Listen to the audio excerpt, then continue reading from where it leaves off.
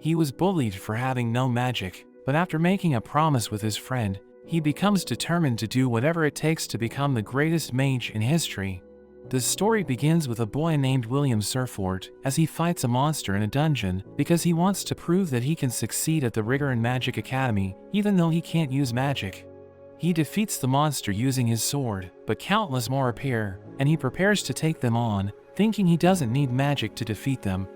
A professor named Edward Seraphins teaches a class at the academy, and he tells William to come to the front. He asks William to use magic to start a fire, so he tries to use his wand to cast a spell, but he fails miserably, and everyone starts laughing at him. Edward silences the class, but he's surprised William can't even use basic magic, telling him he's only good at taking notes. A student named Xian shows everyone how it's done, but Edward tells him not to demonstrate his powers without permission. So he apologizes, explaining that he just wanted to help William because he couldn't complete the task. Edward freezes the fire and tells everyone that magic is everything in this world, so the students in the academy will earn respect by showing their talent for magic. He thinks those who are incapable of using magic have no place in the academy, so they should withdraw immediately. After the class, Xian asks William if he isn't embarrassed, knowing he's been going to the dungeon to defeat weak monsters. A girl named Colette comes to his rescue, and Xian wonders why she's standing up for him, so she tells him William is her friend. She mentions that he works extremely hard and is nicer than Xian, but he explains that those qualities don't make a good mage. He decides to leave because he doesn't want to waste his time around William, telling him he should just drop out. Colette tells him to ignore them, thinking something's wrong with Edward for making him a laughingstock, but he says he's okay because it's true he can't use magic. He even considers himself lucky because the incident made a cute girl worry about him. So she blushes, asking him what he wants from her, but he explains that he's just telling the truth because he has always been told he should compliment girls. So she becomes embarrassed, but she reminds herself to maintain her composure because she belongs to a noble family, even if it's just a name. She sees William staring at the sky, so she asks him if something's wrong, but he mentions that he's just admiring how beautiful the day is. We learn that a long time ago, people didn't know about the sky, and they were trapped in darkness because the world was terrorized by invaders known as the Celestial Host. But 5 wizards opposed them, and with their combined powers, they were able to defeat the Celestial Host. They cast a seal over the sky, bringing peace to the world, and the title of Magia was passed down from them ever since, but it's only given to the strongest mages. Colette wonders if the Ice Maiden is watching over them, and William imagines her sitting by her window looking out for them. In a flashback, William talks with a girl named Elpharia, who tells him that the sun and moon are floating in the real sky. She thinks if they become Magia and climb to the top of the tower, they will be able to see the sunset, so they promise to climb the tower together. Elpharia becomes the youngest person ever to earn the title of Magia, and she leaves for the top of the tower. But William has no talent for magic, so he's nowhere near her level, but he still works hard to fulfill his promise to her. Back in the present, we meet a professor named Werner, who scolds William for going to the dungeon alone, so he immediately apologizes, but he still wants the credit points for killing a monster. Werner gives him 2 points, but asks him if he still dreams about becoming a Magia, because he needs to advance to the upper institute before he can head up the tower. In order to advance, he needs to get a ridiculous amount of credit points from all 3 categories of writing, spellwork, and praxis. But since he can't use magic, he can never get the credits from spellwork. He explains that he already knows this, which is why he's working on praxis and going to the dungeon, but Werner thinks it's impossible for him to advance. He doesn't want William to worry about becoming a Magia when he might even fail to graduate, telling him he needs to earn 4 credits by the end of the week to get a passing mark. He starts to panic, and he goes through his notes to find a monster worth 4 credit points. Werner decides to help him, telling him about a monster called a Baskerville, which appeared on the 6th floor, and William hugs him, thanking him for his help. But Xian hears their conversation, and he decides to hunt the monster himself, so that William will get expelled. William reaches the 6th floor, but his companion Kiki seems worried. So he tells her everything's going to be fine. He mentions they just have to avoid the monster's flaming breath, and he's depending on her nose to guide them. We see Xian with his friends, as they also enter the 6th floor. He's about to explain his plan, but they're suddenly attacked by a powerful monster called an evil sentinel, which is worth 10 credit points. It punches one of them and sends him flying into a wall, so Shion's friend panics, and William hears him scream, so he immediately goes to find them. As he reaches them, he sees Shion struggling, trying to attack the monster with his fire magic, but it has no effect. William wonders if he should help, because Shion has always bullied him, but he suddenly remembers how Alferia used to think he was braver than anyone. So he decides to jump into battle, blocking the monster's sword before it can reach Shion. Meanwhile, Edward approaches Werkner, telling him to use his familiar to find Shion's group, because they went into the dungeon without permission. He wonders what floor they're on, so Edward reveals that they're on the 6th floor, and Werkner tells him to relax, because William is also there. William fights the monster head-on, and he manages to land a hit, but it fights on, smashing the ground. He moves around it with ridiculous speed, and he manages to land a decisive blow, as Shion watches the fight, and he can't believe he's watching the same William he's been bullying. Werkner and Edward also watch the fight, and Edward is shocked by William's strength. Werkner explains that even though William can't use magic, he possesses superhuman strength and durability, and he even has the ability to understand his enemy's strategies after seeing them once. The monster tries to kill him, but he dodges the attack and slices off its arm. It fires an energy blast, but William slashes through it and cuts the monster in half. He asks Shion if he's okay, but he's upset because he was saved by someone with no magic, and Edward is furious because he can't believe William has a power that surpasses magic. The next day, William reports to Werkner, who gives him 10 credit points, and William is happy since he won't be expelled anymore. In a flashback to 5 years earlier, we see the students talking about William, thinking he was only admitted to the academy so they could lure Alferia. But she has already become a Magia, so he's no longer needed, and they think he's about to get expelled. He goes with Werkner, and they meet the headmaster named Cauldron, who gives him a knife, and attacks him with fire spells, but he destroys all of them. She's impressed by his skills, so she allows him to continue attending at the academy. But he starts crying, wondering if he will ever be able to reach Alferia, and she thinks it might be possible if he keeps working hard.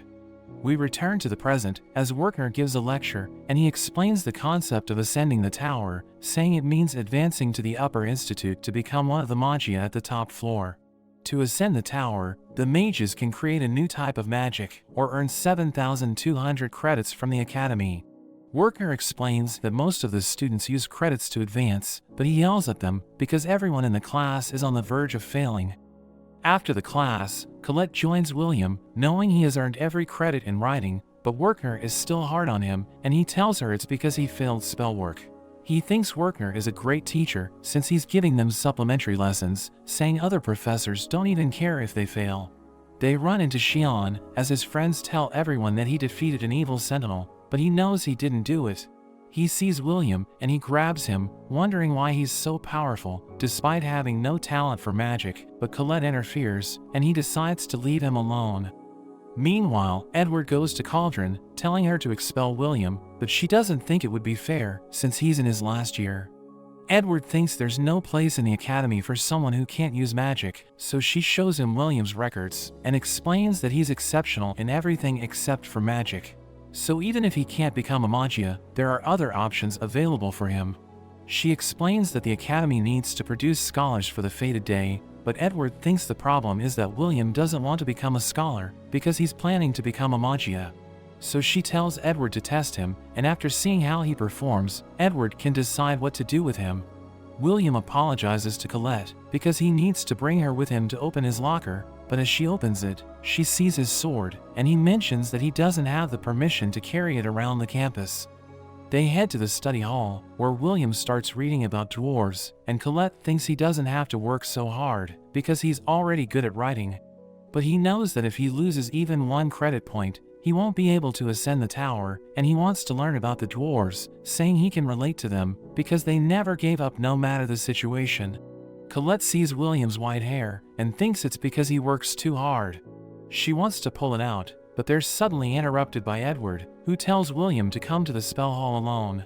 As they reach the hall, Edward explains that he's going to give William a supplementary lesson, because he always fails the spellwork class.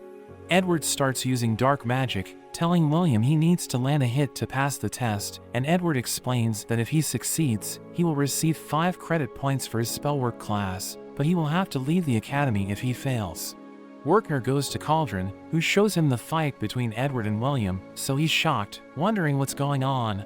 But she forbids him from stopping them, and explains that since she heard what he had to say in favor of William, she must also recognize Edward's concerns equally. She reveals that she allowed him to make the decision of William's future in the academy, but Wertner thinks it's too cruel, because Edward is the closest person to becoming a Magia, and even though he was defeated, he still managed to reach the top of the tower. He tries to hit William with his dark magic, and William dodges the attacks, but he's shocked by how powerful it is, knowing Edward only used a low-level spell. He goes on the offensive, trying to land a kick, but Edward stops him with a barrier, thinking he's hopeless. Edward hits William with his black flames, and William is shocked by how quickly he's using his spells, because he's casting them without incantations.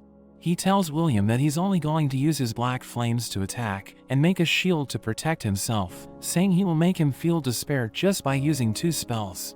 He starts overlapping his spells, and William tries to get out of the way, but he still gets hit, realizing he can't beat Edward, but he thinks he might have been able to put up a fight if he had his sword. Meanwhile, Colette goes to the locker room, and she thinks Edward might be torturing William. Kiki suddenly arrives, and Colette realizes she's injured, but she just claws at William's locker.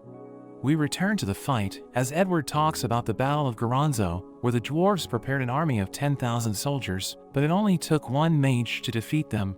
He steps on William's head, telling him to give up on his dreams, because a sword can never become as strong as a wand, but he still wants to become a Magia. Edward wonders what's driving him so hard to achieve an impossible goal, so he mentions that he wants to be with the person he loves. He thinks William is an idiot, but he explains that even if his reason sounds ridiculous to him, he still won't give up. Colette suddenly arrives, giving him his sword, and Edward attacks with his black flames, but is surprised when William slashes through it. He prepares to shoot a barrage of his black flames once again, and William worries about getting hit.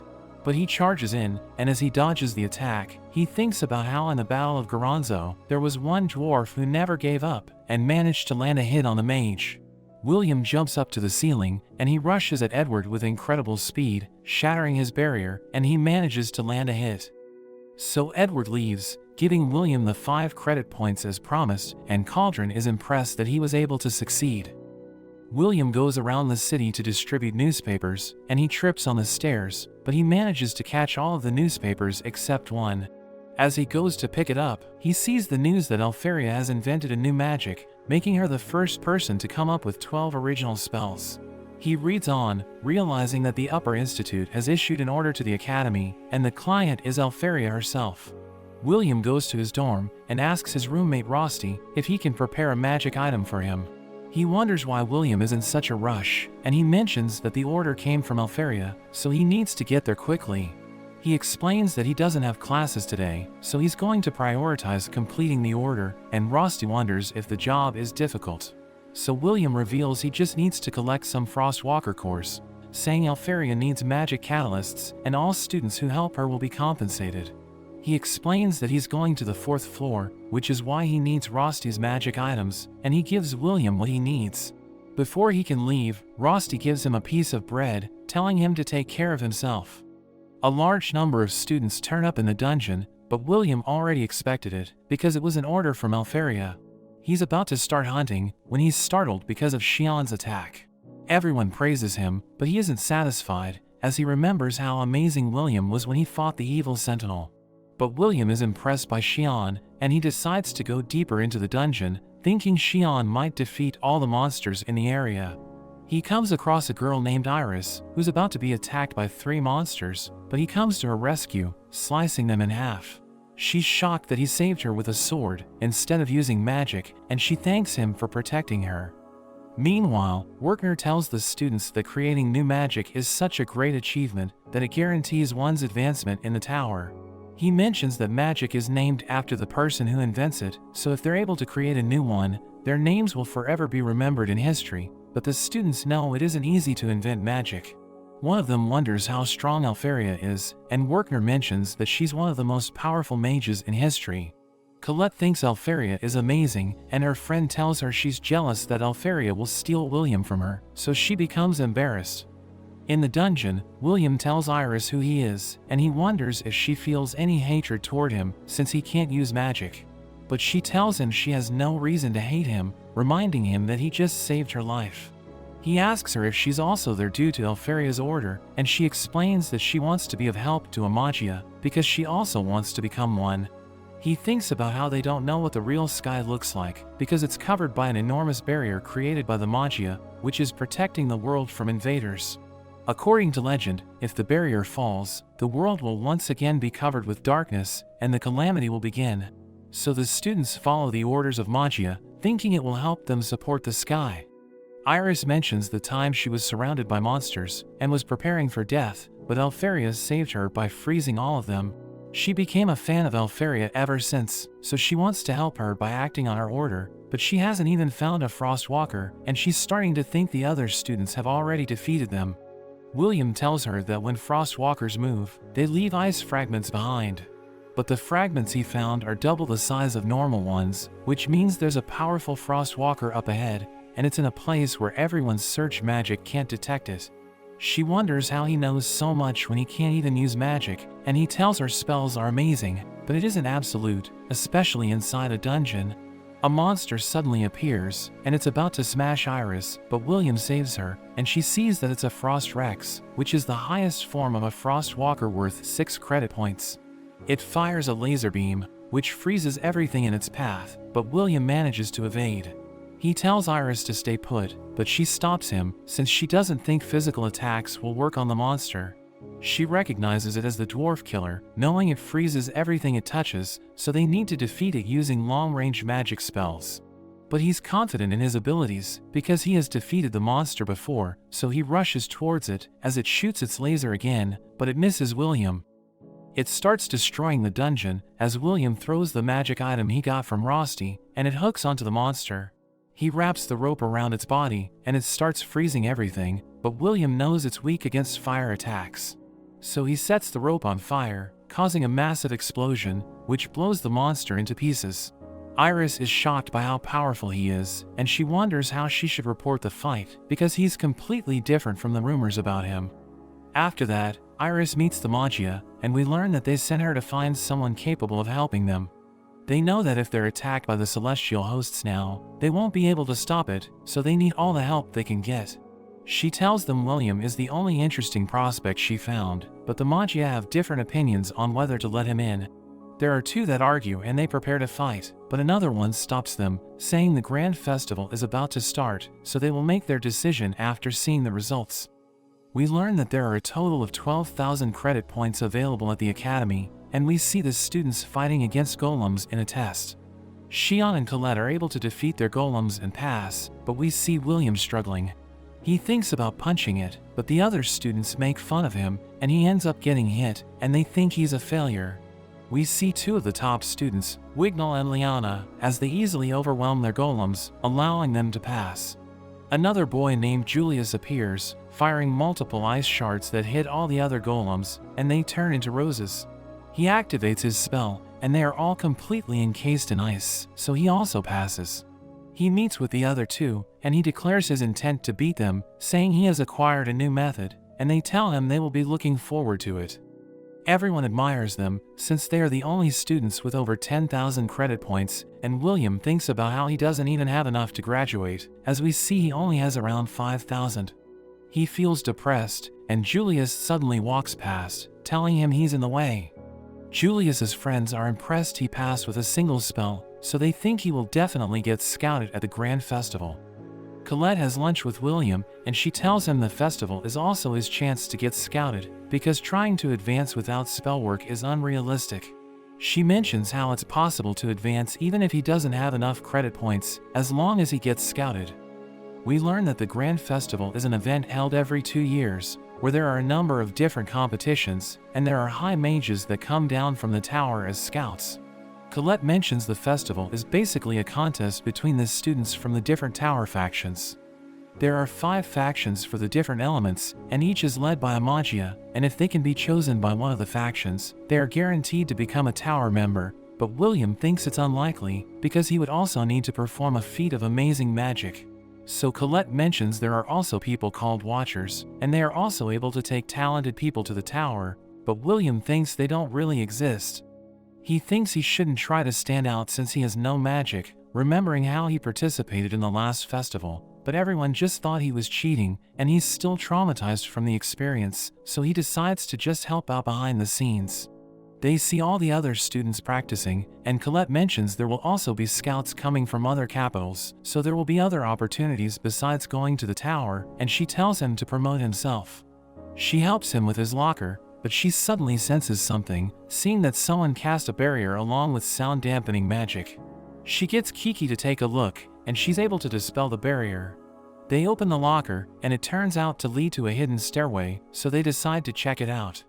We see other students inside, and they turn out to be placing bets on who will win the events of the festival. William sees that Xian is also there, and as he prepares to insult William, Colette tells him to back off. William wonders what he's doing there, and we learn he's there to see the odds on himself, and he's annoyed that everyone only cares about the top 3. He mentions he's only behind them because he lost some credits in the writing exams, but he thinks he's on par with them in terms of magical skill. After their next class, Colette asks William if he's busy, but he mentions he needs to work, so she becomes depressed. We see him working at Gina's tavern, where he serves a dwarf named Donan. He's surprised by how hardworking he is, since he delivers the newspaper and also works here at night, but he notes that since he doesn't qualify for a scholarship, he needs to work to pay for it. Rosti is also helping out, and he thinks it's fun working without using magic. We learn William asked him to help because the other part-timer quit, and everyone seems to like having William around. As they clean up, Rosti wonders why he works here, because Worker would be able to get him a better job, but he mentions he doesn't want to trouble him, and he likes hanging out with the dwarves. He accidentally drops his spoon, and as he goes to pick it up, Julius enters the tavern. He thinks the place is a dump, but his friends mention there's nowhere else that's open. As William stands up, Julius is surprised to see him, saying he fits right in with the savages. Donan is offended hearing this, but Julius calls them an inferior race who had to come from another world. He tells Donan to know his place, and we learn that the dwarves' world was destroyed by the celestial host, and they escaped to this world. But they aren't well regarded here since they can't use magic. So if a dwarf were to lay their hands on a mage, it would instantly threaten their standing. Rosti serves them a bean dish, but the boys laugh at it, thinking it isn't fit to be eaten. They continue to insult the dwarves, but William confronts them, telling them to take back everything they said.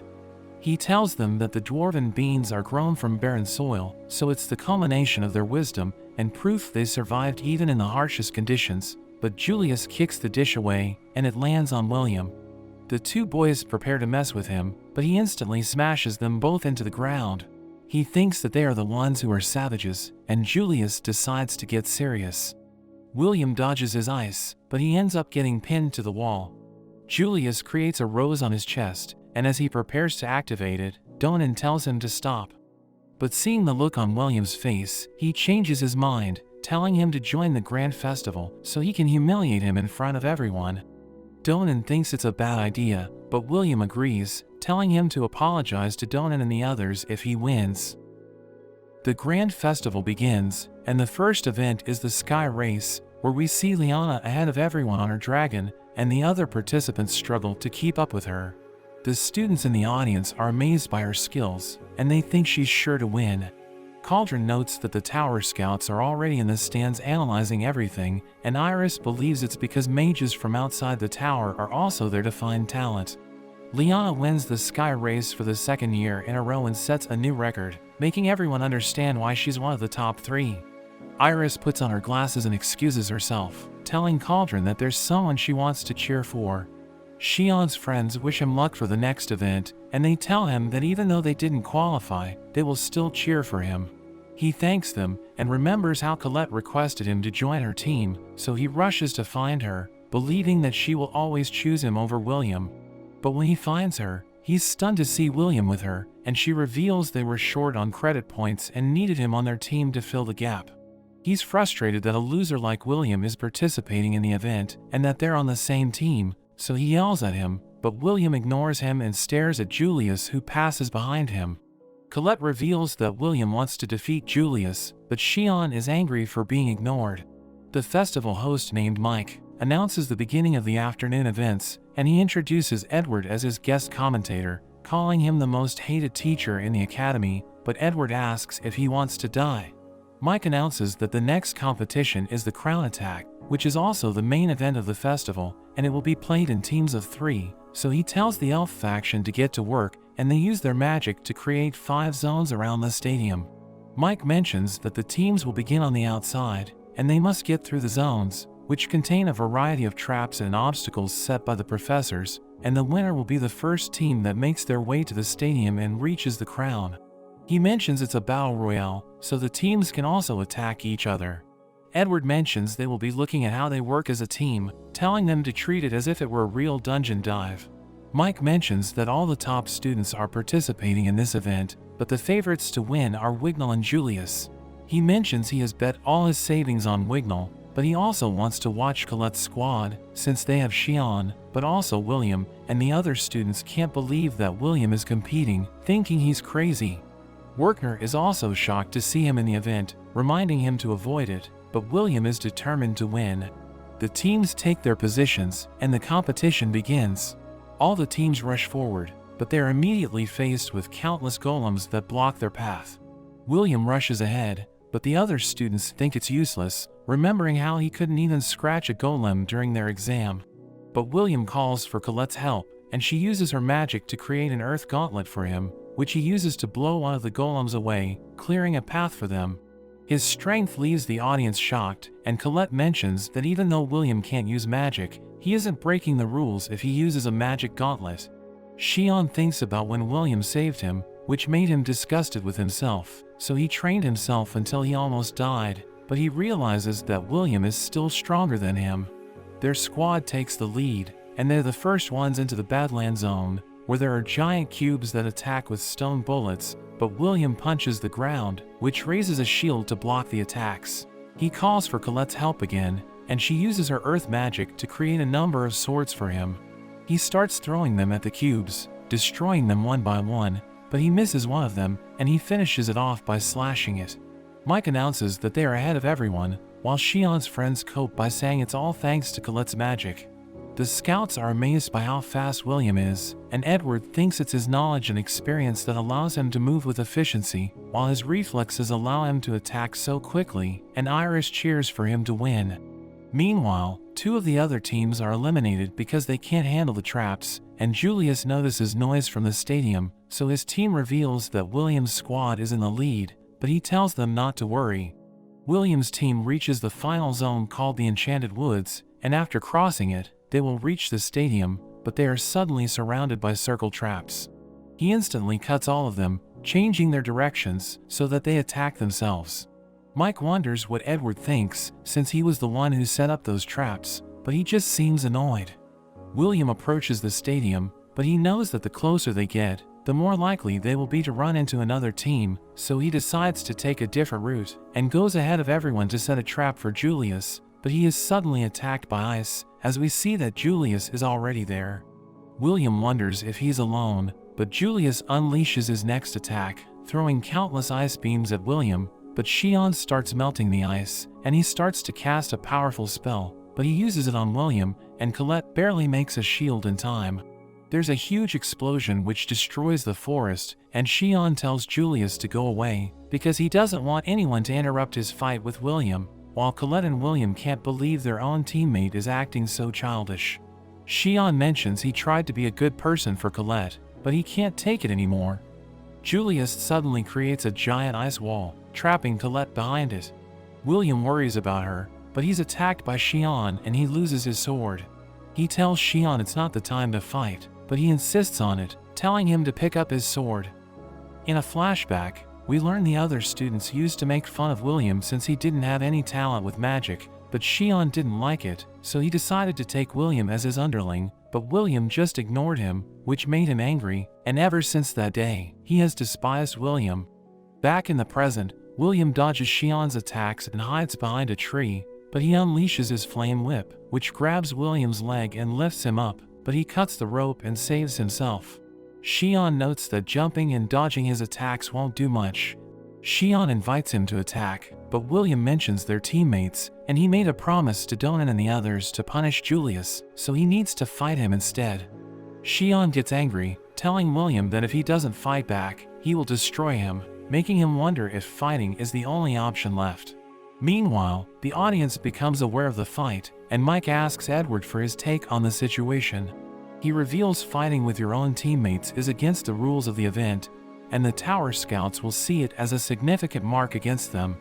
Mike is surprised to see that Edward is happy about the fight between Xian and William, while others are upset about Xian's stupid decision to start a fight with his own team. Kiki is worried to see what's happening, while Rosti also wonders about the situation. Iris joins them, and she starts to cheer for William. Rosti mentions it's unexpected to see her cheer for one person in particular, because he thought she would be cheering for the crowd's favorite, so she reveals she wasn't interested in William initially, but she has become obsessed with him. She wonders if Rosti is also a fan, so he mentions that he loves William more than anything, since they're also roommates. Meanwhile, Colette rushes to stop William and Xian, but she finds Julius, who tells her to stop running, or else people will think she isn't suitable for her title as the Earth Princess. She gets angry and warns him to shut his mouth, but Julius attacks with his ice, so she defends herself, but we see he was just triggering a trap, and there's a huge blast. The audience is confused as they watch, and realize that Julius is in several places at once, confronting each of the other squads. Wignall is happy to see him, and Julius reminds him of his declaration to deal with him, but Wignall uses his wind magic, and we see that it was just a clone made from ice. Mike is happy to see Wignall beating Julius, since his money is on the line, but the scout from the elf faction named Phildus mentions that Wignall is average, because he neither exceeds nor fails to meet their expectations. She wants to go home since she's an introvert, but her companion Lafia tells her she can't leave because they need to report the events to Lady Eleanor. Meanwhile, William wonders why Xian is so fixated on fighting him. He remembers the time when he used to get bullied, and he was aware that he was the biggest failure, so he didn't want Xian to take his side, because he thought it was selfish, and he also didn't want to shift away from his goal of meeting Alferia. Xian shoots at him and he runs away, but Xian uses his magic to call his guardian, which is a flaming falcon. The falcon rushes towards William, but he cuts its wing using his sword, and runs at Xian to attack him. But the falcon follows him, and he thinks he needs to cut through the falcon's core to destroy it, or else it won't stop. The falcon regenerates its wing and shoots fire at William, which he dodges, but Xian attacks him from the front. He blocks it using his gauntlet, and even though he is being attacked from all directions, he still manages to save himself. But Edward is impressed by Xian, who he thinks has surpassed the level of a student because he can use high-level fire magic, while also calling his guardian. The scout from the fire faction recognizes Xian's strength, thinking that even though he has less credit points than the top 3, the festival has allowed him to stand out, and he tells his companion to report to Lord Cariot that they have found an unexpected talent. William asks why Xian is after him, so he reveals that even the sight of him irritates him, because his resolve to never give up infuriates him. He felt he was always ignored, and William never even looked at him, even though he was better than him at magic. He doesn't care what William's situation is, and he's determined to just crush him once and for all. William is shocked to learn how Xian feels, and he thinks about the time he told Xian to leave him alone. He thought it would have been selfish to ask Xian to become his friend since he was a loser, but deep down he also wanted the recognition. He realizes Xian acknowledges him, so he decides to take him on. Xian is happy to see him looking at him, and he prepares to use a wide-scale attack magic.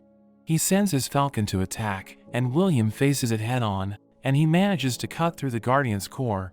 He rushes at Xian, who prepares his final attack, but Colette suddenly creates a wall to stop them. William wonders what happened to Julius, so she mentions she beat him and he disappeared. Xian gets embarrassed seeing her clothes, but she blames him since he started the fight. She tells William to go after Julius, saying she can handle Xian. He tells her not to get in his way, but she just starts yelling at him. William gives her his jacket and thanks her for everything, which makes her blush.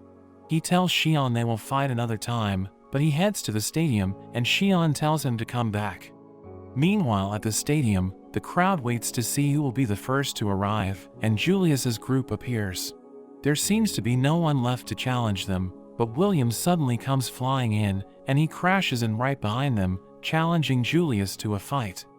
Meanwhile in the tower, we see Alferia by the window as her attendant Sarissa comes to find her, but she realizes she's sleeping. Alferia wonders what she wants, so Sarissa gives her the reports from their scouts, telling her to consider Julius because he could become her successor for the Ice faction. At the stadium, Julius is happy to see William because he wouldn't have been satisfied winning without humiliating him, but William says he doesn't plan on losing. Julius covers the area with a mist, so William relies on sensing their magic. He realizes they're surrounding him, and he gets attacked from behind, but he dodges all their attacks. He charges through the mist and finds Julius, but he gets attacked by a fourth ice spell. He wonders where it came from, and Julius reveals they haven't even moved, as William realizes he was fighting against Julius's clones. Julius blows one of them up, freezing William in place, and Werner is shocked seeing Julius's magic because the cloning spell is one of the 12 original spells that Alferia created. William wonders how he can use it, but he says he's just built different, saying he's on the level of the Magia, declaring that he will one day take everything from Alferia. William gets mad and breaks free, but he gets attacked from all sides by the clones. Julius uses another spell, and the clones suddenly converge, and they form a barrier that traps William. Julius summons an enormous ice crater, and he uses it to crush William. Edward is impressed he won without even moving from his place, and Julius calls out to the scouts, boasting about having perfected Alferia's magic, and telling them that he will become her successor. But the ice suddenly cracks, and William is able to get free, thanking Julius for cooling his head, since he got worked up after he mentioned Alferia. Julius prepares to humiliate him further, launching another attack, but William dodges it, and he knocks out Julius's two friends. He notes that Julius hasn't perfected Alferia's spell, and the clones suddenly start to shatter, revealing that Julius was using his friends to help control the clones. He tells Julius he's not even close to Alferia's level, and we see Alferia considering him, but she notes that she's not looking for a successor, but rather a sword that can be by her side. Julius creates more clones to surround William, but he's able to read their attacks. Julius knows he isn't good enough to control 4 clones yet, but he thinks they can act as decoys, since they look exactly like him, but William suddenly charges at his real body, so he creates a wall, but he gets pushed back. He wonders how William could tell, so he notes that the clones have a negative body temperature, and when they aren't controlled correctly, the ice seeps out from their feet. Julius wonders how someone with no talent could know more about the spell than him, so William mentions how he grew up with Alferia at the orphanage. He admired and studied her magic, but he was never able to reach her. Alferia thinks that his hard work will pay off, and he tells Julius he knows everything about her magic. William reveals that Alferia created the spell when she was only 2, telling him it's nothing to brag about, so he falls to his knees, realizing he was on the level of an infant. He starts to laugh, refusing to lose, and he summons even more clones, deciding to win with sheer force, but William reveals he used to get bullied by Alferia, who had even more clones. Julius launches his attack, but William dodges it, and he stabs one of the clones. Julius gets scared and runs, ordering the clones to attack, but William blocks everything, and he takes them out one by one. He throws his sword to destroy the last clone, and he delivers the finishing blow on Julius. The crowd can't believe he was able to win, and Colette and Xian finally make it to the stadium. They just need to grab the crown, but we see Wignall taking it, and Mike is excited to see this. The event comes to an end, and Alferia asks Sarissa if there's a magic that can go back in time, revealing that she wasn't bullying William with her clones, but just wanted to play with him all by herself. Xian can't believe William was able to beat Julius, but he swears to be the one to defeat him. William apologizes for not getting the crown, but Colette is just glad to see he's okay, and William is happy he was able to keep his promise. We see William and his friends drinking with the dwarves as they celebrate his victory, and Donan wonders if he has been scouted by the tower. But Colette reveals that he wasn't, saying they didn't even win the event, and she blames Xian for the outcome.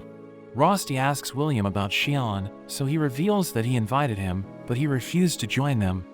Donan thinks it's okay, because William won the fight, and he even got a proper apology.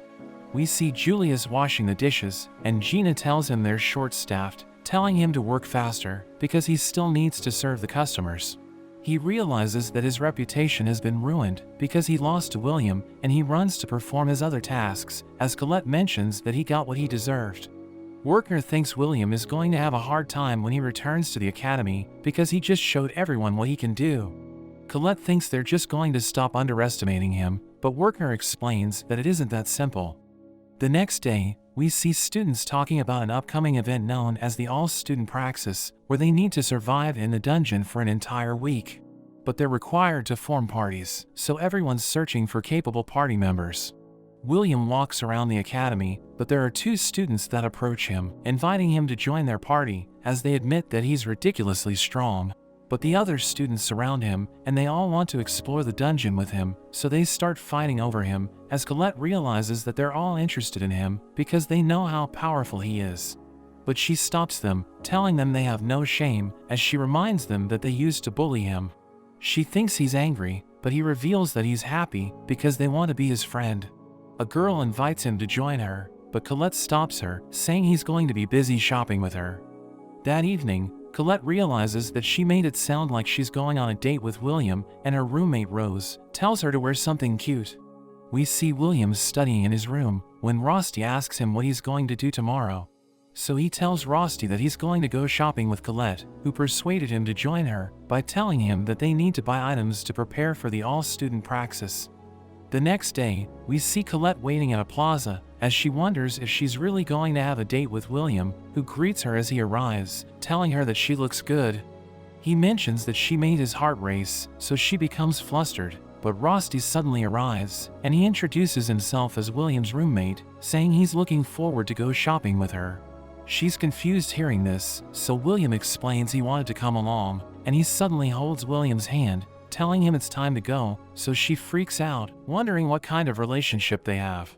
She observes them, as she notes that Rusty is too close to William, so she realizes that her date has been ruined.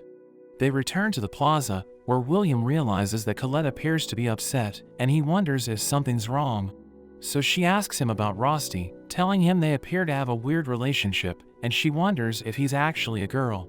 So William confirms that Rusty is a guy, but mentions he's always been a bit weird. He gives them drinks, and he sits beside William, who wonders why he doesn't have one, so he says he will just share with him. Colette offers to give him her drink, but he stares at her, and he tells William to get his sword maintained without them. But he becomes confused, so she explains that dwarves don't like seeing mages at their forge, saying it's better if he goes alone. He walks away, and she asks Rusty if he likes William, so he tells her he loves him more than anyone. She mentions that she used to hug him until 4 years ago, but Rusty reveals that he takes a bath with him every night, telling her to imagine what they get up to. We cut to William, who realizes that Rusty and Colette are acting strange, thinking they don't like each other. Liana suddenly calls him, and he recognizes her as Miss Perfect, knowing she earned all the credits in the 3 subjects. She tells him to follow her, saying she needs to talk to him, and she takes him to a room, where he sees the other top students with Xian. She mentions that it's almost time for the all-student praxis, and she wants to form a party with all of them, but Xian and Julius are against her idea, because they don't like William. He wonders why she brought him there, because everyone knows that they hate him, but he realizes that she's completely clueless. Xian grabs onto him, but Wignall transforms their surroundings, as he mentions that mages aren't barbarians. So Xian releases William, who notes that Wignall used illusion magic to summon a fantasy landscape, and he knows that it can only be used by elves. Wignall suggests listening to Liana, and she tells them she wants to form a party with them, because they're the best mages in the school. She mentions that William stood out the most at the festival, thinking he has something they lack, which can help them in the dungeon. But Julius thinks he will only slow them down, because he can't even use magic, and Xian doesn't want him to join the party. But Wignall reminds them that they lost to him, so they don't have the right to look down on him. Julius tells Wignall that Liana has more credits than him, and he admits that it's true, but he explains that this is the reason why he respects her opinion, saying she's nothing like the two of them. She explains that she wants to use them to ascend the tower as the top student, because she wants to attain fame and honor, so William wonders if she didn't get scouted. She reveals that the Thunder faction reached out to her, so he wonders why she still wants to ascend the tower, because she already has a guaranteed post-graduation placement. So she explains that everyone in her family has a short lifespan, and she wants to achieve overwhelming results, so that she can bring honor to her family before she dies. She reveals that she wants to become a Magia, and she knows that everyone has ambitions, so she tells them to drop their coin in a goblet if her proposal will benefit them.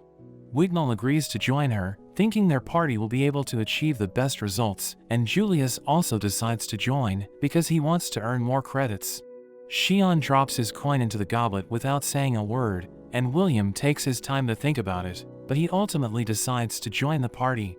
After that, we see Rosti and Colette searching for William, and they see him approaching, so they ask him why he wasn't in the forge.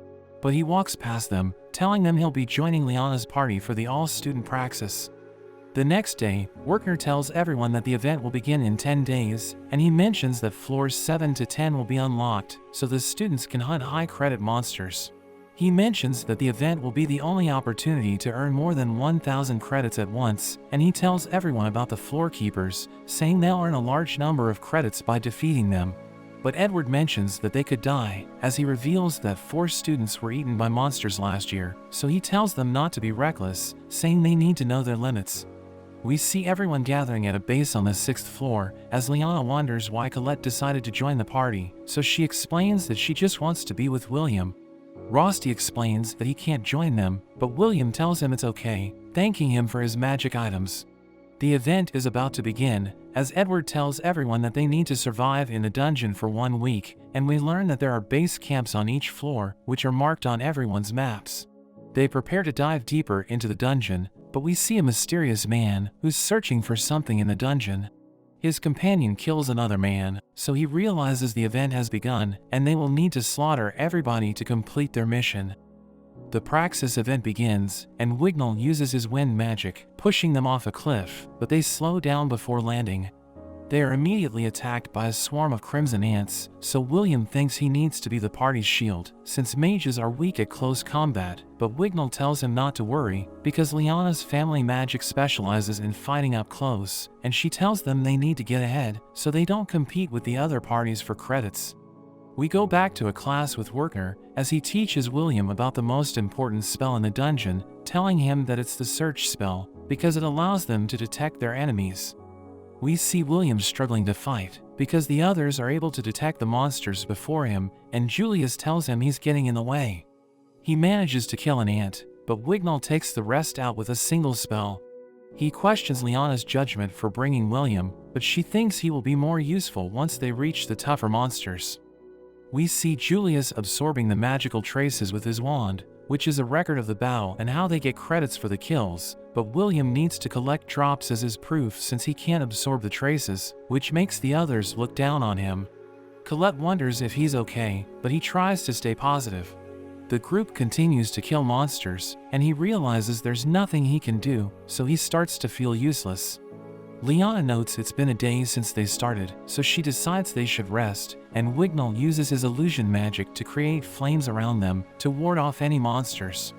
William hands everyone some food, but Wignall tells him to leave it on the ground, noting that elves only allow people they deem worthy to touch them, and he has only acknowledged Liana. Colette thinks he's being rude, but William decides to respect his customs. Liana reminds them of their goal, which is to take out the Nabarus, the boss on the 10th floor, which is worth 110 credits by itself. She wants to show the tower what they are capable of, and she tells them to conserve their mana while they take the shortest path to it. Meanwhile, we see the mysterious duo, as they continue to kill monsters and everyone in their way. As the group continues to the 10th floor, Julius notices that all the monsters have already been defeated, but Wignall notes that there can't be any other parties ahead of them, and William sees that they were defeated with force instead of magic. They make it to the boss room, but are shocked to find that the Nabarus has also been killed, so they all use their search spell and realize it was only just defeated. We learn that even though the search spell is important, it can struggle with detecting traps, and mages are also able to use hide to counter it. But William relies on his senses, and he detects a creature above them. It fires a blast of energy at him, blowing him away, and the monster gets behind Wignall, taking him out instantly. The others try to react, but the monster crushes the ground, causing them all to fall, and William tries to get to Wignall, while everyone in the dungeon feels it shake. We see William manage to get to Wignall, but he sees he's in terrible condition.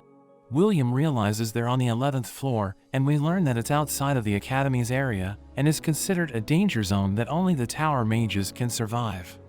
Liana notes they are in the Nightmare's Maw, and the power of the monsters is on a completely different level, so they need to find the others before they all die. We see Wignall in a dream, as the other elves look down on him for being weak, and he's cast away by the Elf Queen. He wakes up as William defeats a giant serpent, but when William tries to help him, he slaps his hand away, refusing to be touched. But William insists on helping him, even if he tries to come after him in the future. Wignall ends up treating himself, and William checks his supplies, noting that they have enough to survive for 24 hours at the most. He tells Wignall they need to find the others, but Wignall mentions the protocol is to stay put and wait to be rescued, but William mentions the monster on the floor above, so it's unlikely they will get help in time. We see everyone panicking on the 8th floor, as Worker contacts another professor named Eliza.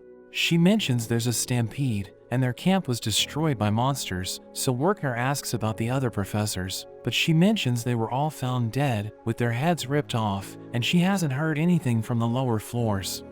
Worker realizes something is going on, and Edward comes rushing to him, telling him that the Praxis event has been cancelled, and they need to help the students. We see William and Wignall looking around, but Wignall spams his search spell. William tells him he should save his mana, but he's scared of getting attacked again. William explains that the search spell is based on distance, so repeatedly using it won't do anything, telling Wignall he needs to trust him. Wignall wonders how he can be so calm in their situation, but he notes that for him to get to the tower, his only option to get his credits was from the Praxis, so he spent all his time and effort to learn about it. Kiki alerts them of monsters, and they realize they are surrounded, so they know they need to fight. William rushes at the two in front, and Wignall blasts the one behind, but he's surprised by how strong William is, thinking he doesn't compare. The pig behind him gets back up, and he knows he can't counterattack in time, so he uses his fire illusion to buy time, but it doesn't work, and he's about to get eaten, but William saves him just in time. William notes that the pigs don't have eyes and rely on their sense of smell, so illusions don't work on them. Wignall thinks he's a disgrace, and William tries to cheer him up, telling him he's talented, but he reveals it's not true, and that he's actually considered a failure. He reveals that the other elves have already advanced to the tower, and he's the only one who's still at the academy after 6 years, because he lacks talent, saying the elves call him a disgrace. He reveals that illusion magic is supposed to have physical form, but his illusions can't harm anyone, because he can't master it no matter how hard he tries. William reminds him that he's one of the top students, but he explains that they're inferior to other mages, saying the students who are still in the academy are just leftovers. We cut to Liana, as she explains that true geniuses don't need to go through the graduation process, because they can advance by inventing new spells, or getting scouted at the festival. She mentions that she isn't as talented as them, saying she's just one of the leftovers, so Colette reminds her that everyone in the academy calls her Miss Perfect, but she thinks she's just a big fish in a small pond. She reveals that she saw a first-year student become a magia, saying she's nowhere near as talented as her, and Colette realizes she's talking about Alferia. She tells Liana that she knows a boy who has no talent for magic, but he's been working hard to get stronger, even when everyone's bullying him, and Colette thinks he will laugh if he hears Liana mocking herself.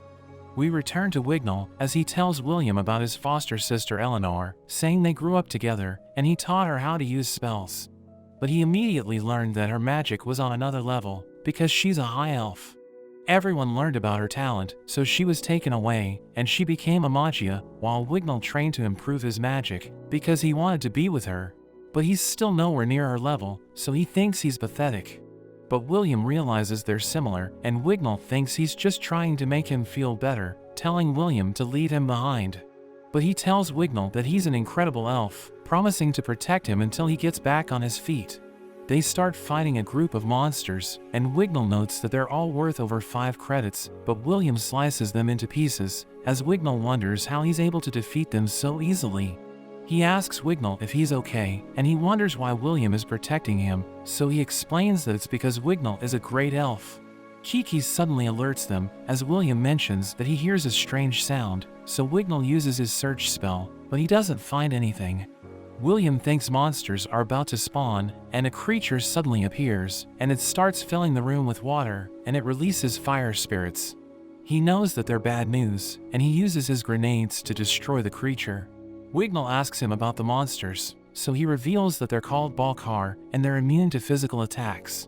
He adds that they have high magic resistance, and the only way to defeat them is to use elven illusion magic, so he needs Wignall's help. But he explains that he can't do it, saying his illusion magic isn't perfect, and he starts crying, thinking he's going to fail again. But William tells him it's okay to fail, because they're not geniuses, so they can't move forward without failing. He thinks William is going to die if he fails, but he assures Wignall that he's going to be fine, saying he won't die, because Elfaria is waiting for him in the tower.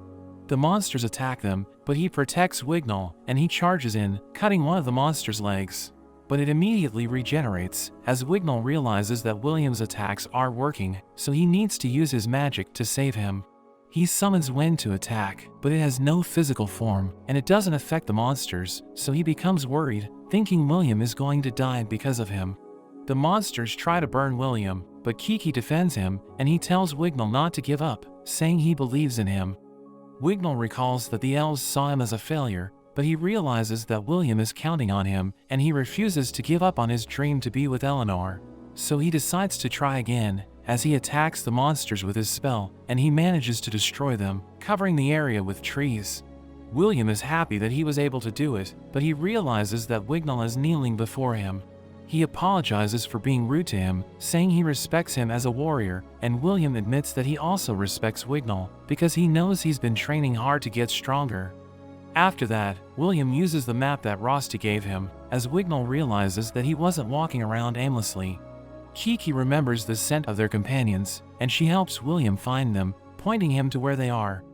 We see Julius with Xian, as he starts looking for water, but Xian reminds him that they have limited supplies, telling him to use his ice magic to create water. But he becomes upset, telling Xian they need to save their magic, because they need to keep using their search spell, and they start arguing, as Julius realizes that they're incompatible.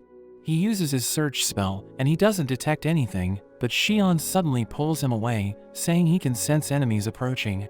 He reminds Julius that demons can escape search detection, and several evil sentinels appear, as Julius wonders why they're gathering there, thinking it has something to do with the monster on the 10th floor. Xian tells him to use his clones, as he prepares to fight them, and Julius thinks he's insane, saying there's too many of them. But Xian mentions that he was humiliated because of them, and he summons his phoenix to burn all of them. We see that the camp on the 7th floor is being attacked by evil sentinels, so the students run for their lives, but one of them falls, and he's about to get crushed to death. But Edward summons his chains to eliminate the monsters, and he orders the students to evacuate to the 6th floor. Worker arrives riding a dragon, and he takes Edward with him, as the students realize that he's amazing, because he's sky racing in the dungeon. He reveals that the other students have been evacuated, saying only Liana's party made it past the 8th floor. Edward thinks they're trying to defeat the floorkeeper on the 10th floor, and he thinks finding them is going to be difficult. But Worker reveals that he knows where they are, because his orb is linked to Kiki's crystal, saying they're already on the 11th floor. We return to Colette, as she leaves stones on the ground, and we learn that it's been 16 hours since they fell to the 11th floor. She notes that they're running out of food and water, and they don't have a chance to rest, because monsters keep appearing, so Liana has already reached her limit. She blames herself for what's happening, thinking she put everyone in danger, because she was too ambitious. But Colette mentions that nobody expected the monster to appear on the 10th floor, and she tells Liana not to blame herself, reminding her that she decided to tag along even though she wasn't invited. William and Wignall detect mages nearby, and they realize that Xian was able to defeat the sentinels. Wignall can't believe he was able to wipe them out, but Julius reveals that he sacrificed his clones to help him. Wignall asks Julius about the girls, and he mentions that he doesn't know where they are, so William realizes they're still alone. We return to Colette, as she sees a man approaching, and she recognizes him as one of her teachers. But his head suddenly falls off, and he greets everyone as his companion appears, asking him how the students got there, because he was supposed to kill them while they were on the upper floors.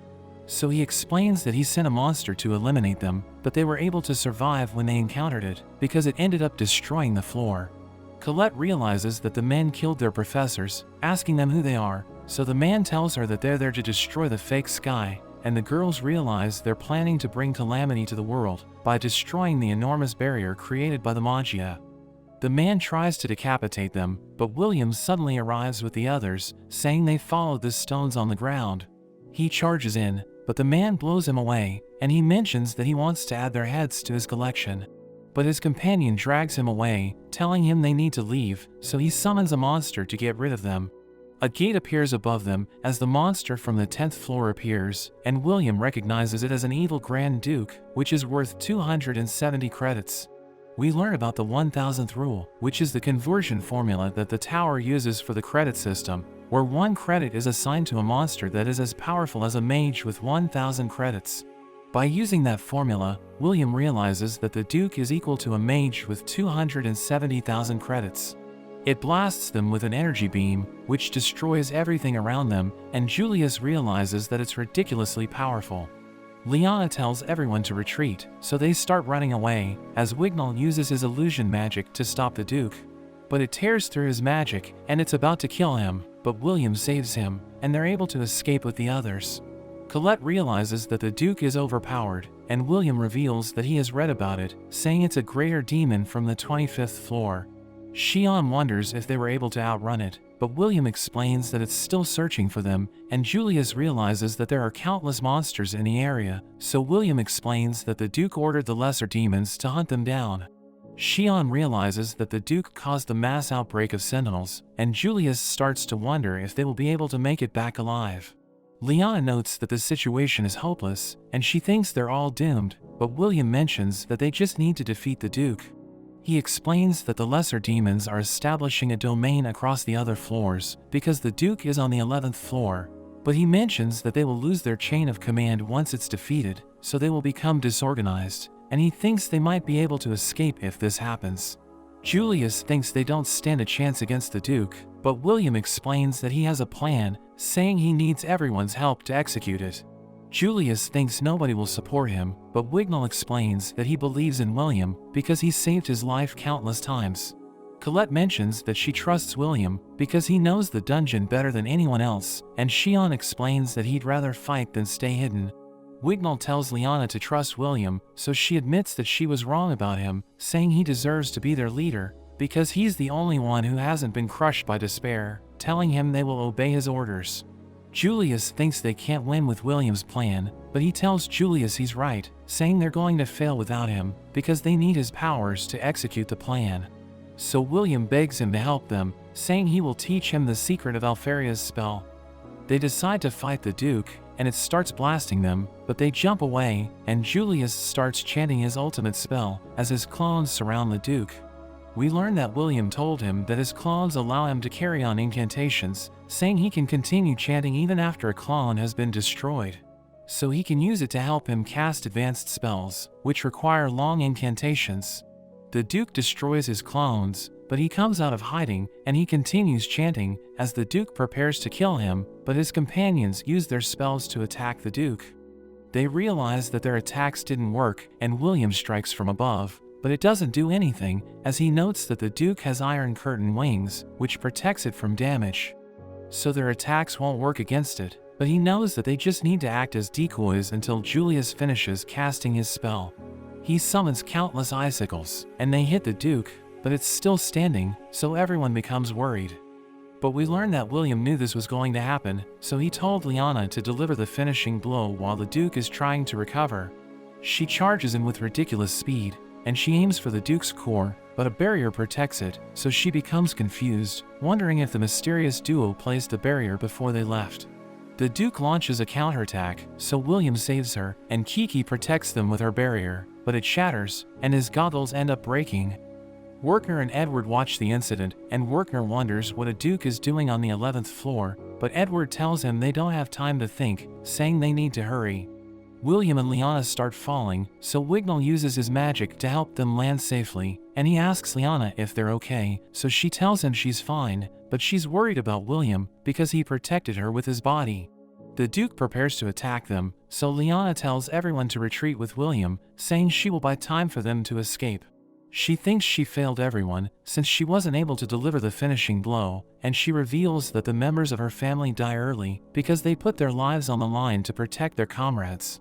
Wignall decides to join her, saying he wants to protect William, and they charge in, as Lyanna uses her magic to attack the Duke. Wignall restrains it with his spell, and she prepares to stab its core, but it suddenly blows them away. Xian realizes they're no match for the Duke, thinking they're going to die, and he doesn't want them to die in vain, so he thinks about retreating with William.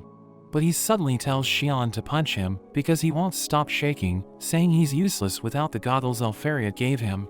He mentions that he's scared, so Xian becomes upset, reminding him that he was the one who led them there, and he starts beating him up, as he mentions that Lyanna and Wignall are about to die.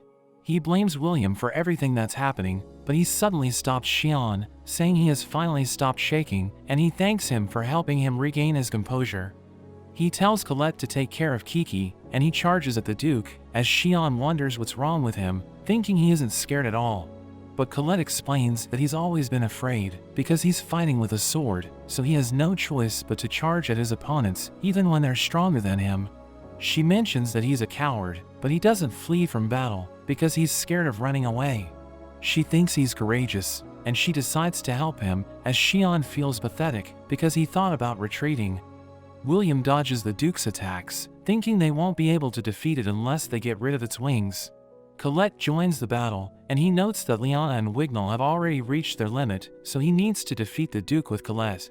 We learn that he's scared because he doesn't have his goggles, but he's even more afraid of losing the people who are close to him, so he decides to fight on. He gives Colette the signal, and the Duke fires countless beams to attack him, but he knows how to counter it because he has seen it before. He suddenly disappears, and Colette realizes he's preparing to attack the Duke, so she uses her magic to give him a stone blade, and he uses it to cut the Duke's wing. So it becomes angry, but Xian suddenly appears, and he starts chanting as he rides his phoenix. The Duke manages to destroy his phoenix, but he jumps down, and he blasts it with his ultimate spell, but the Duke endures it, and everyone can't believe his spell didn't work. They realize that a wand can't defeat the Duke, and William notes that his sword isn't strong enough. But he suddenly sees a crystal, and we see Rosti watching him from a distance, hoping the crystal will help him remember something important. He recalls a mysterious woman who was raising a baby, and she mentioned that wand and sword will come together to protect the world. So he realizes that he might be able to defeat the Duke if he combines magic with his sword, and he tells Xian to cast his spell. So he summons his flames, as William strikes it, absorbing it into his sword. Everyone can't believe what they're seeing, realizing that his sword is clad in flames, and he charges at the Duke, as he notes that he feels a mysterious power flowing through his body. The Duke continues to attack him, but he's able to cut through its magic, and he delivers the finishing blow. The Duke is burnt to pieces, and William's sword returns to normal, but he wonders about the power he was able to use. The others can't believe he was able to kill the Duke, but all the other monsters suddenly come rushing at them. They all have no more strength to fight, and Julius is about to be killed. Werkner realizes they won't make it in time, but the monsters are suddenly caught by a spell, and they're all taken out in an instant.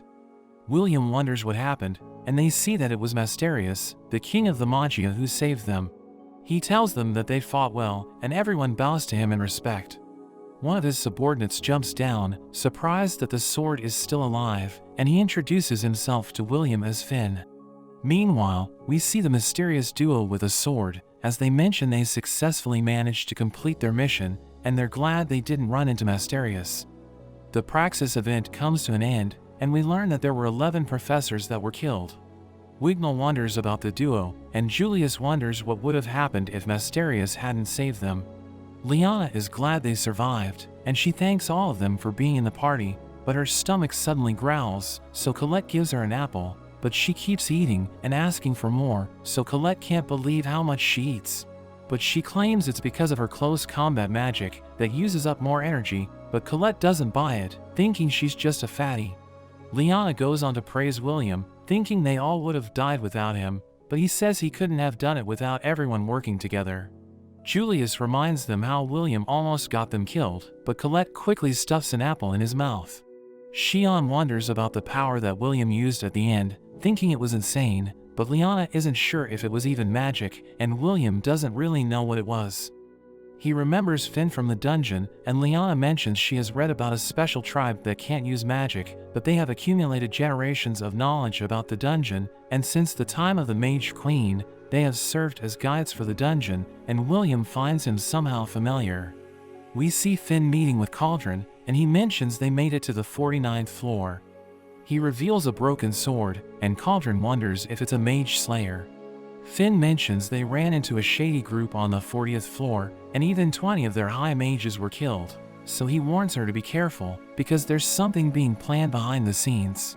He leaves the sword for her to analyze, and he moves on to asking about William, telling her that swords are under his jurisdiction, but she mentions that William chose himself to climb the tower to become a magia, and Finn thinks it's unheard of for a sword to want to become a wand, but he decides to allow it, but he mentions he will also be getting involved. We see William get back to his training, and Colette wonders how he can move already when everyone else is still injured, but he mentions that all he can do is keep moving forward. The others watch him from their room, wondering if he's built different, but Xian suddenly jumps out, telling William to fight him. William tells him not to push himself, but Xian reminds him that he promised they would have a proper fight after the Grand Festival, so William agrees, and they continue things from where they left off. The teachers check the test papers, and they're impressed that William got a perfect score in all the subjects so far, thinking he might ascend to the tower even though he can't use magic. Worker is glad he's doing well, and Professor Eliza tells him his student's dream is about to come true, but he notes that there's still one subject that William needs to pass. She wants to know how he's doing, so Worker activates his crystal ball, and they see him in the library.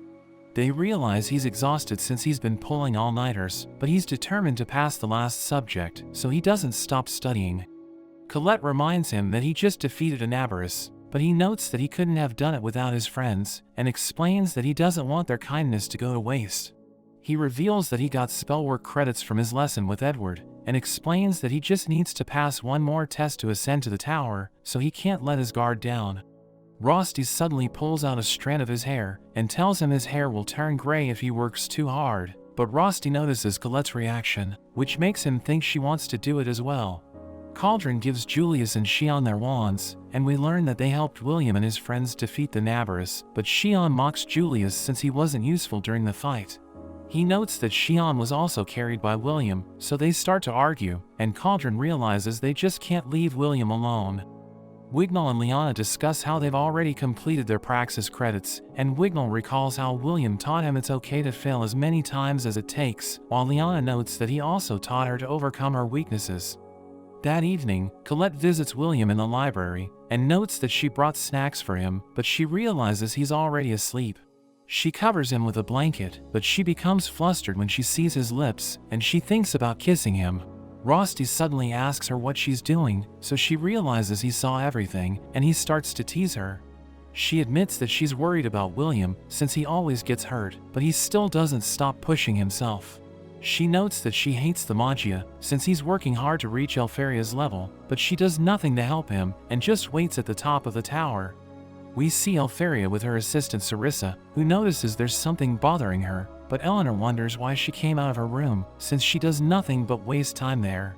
She thinks Eleanor is angry since she lost to her in a magic competition, but she explains that it's because they were restricted to ice magic, and claims she would have destroyed Elfaria if she went all out.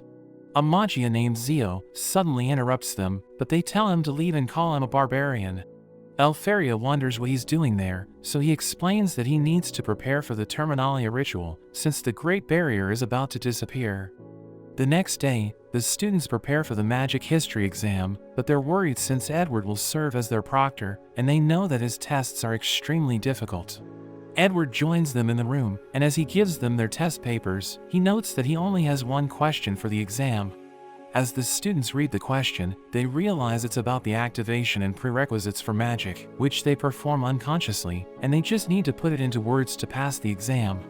William's friends have no problem answering it, since they know how to use magic, but William falls into despair, since it's not something he can learn from a book.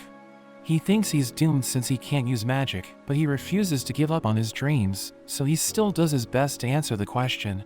He writes that magic is aspiration, and notes that it's a miracle he can't grasp, but he still believes he can get stronger if he continues to work hard.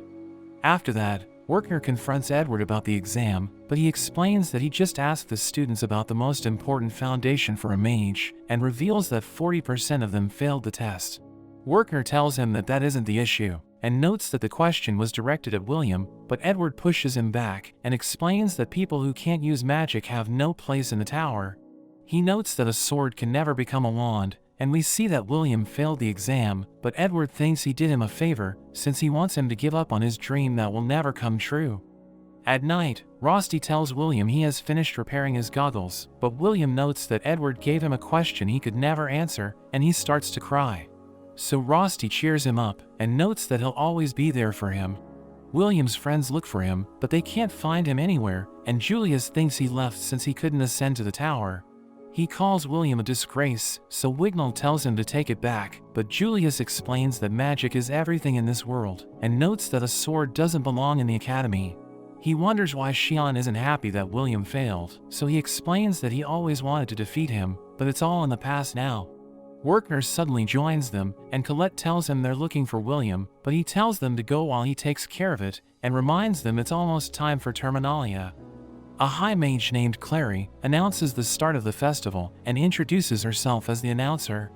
She reveals that she's single, which is why she's jealous when she sees happy families, and she explains that they're about to restore the Great Barrier protecting the sky.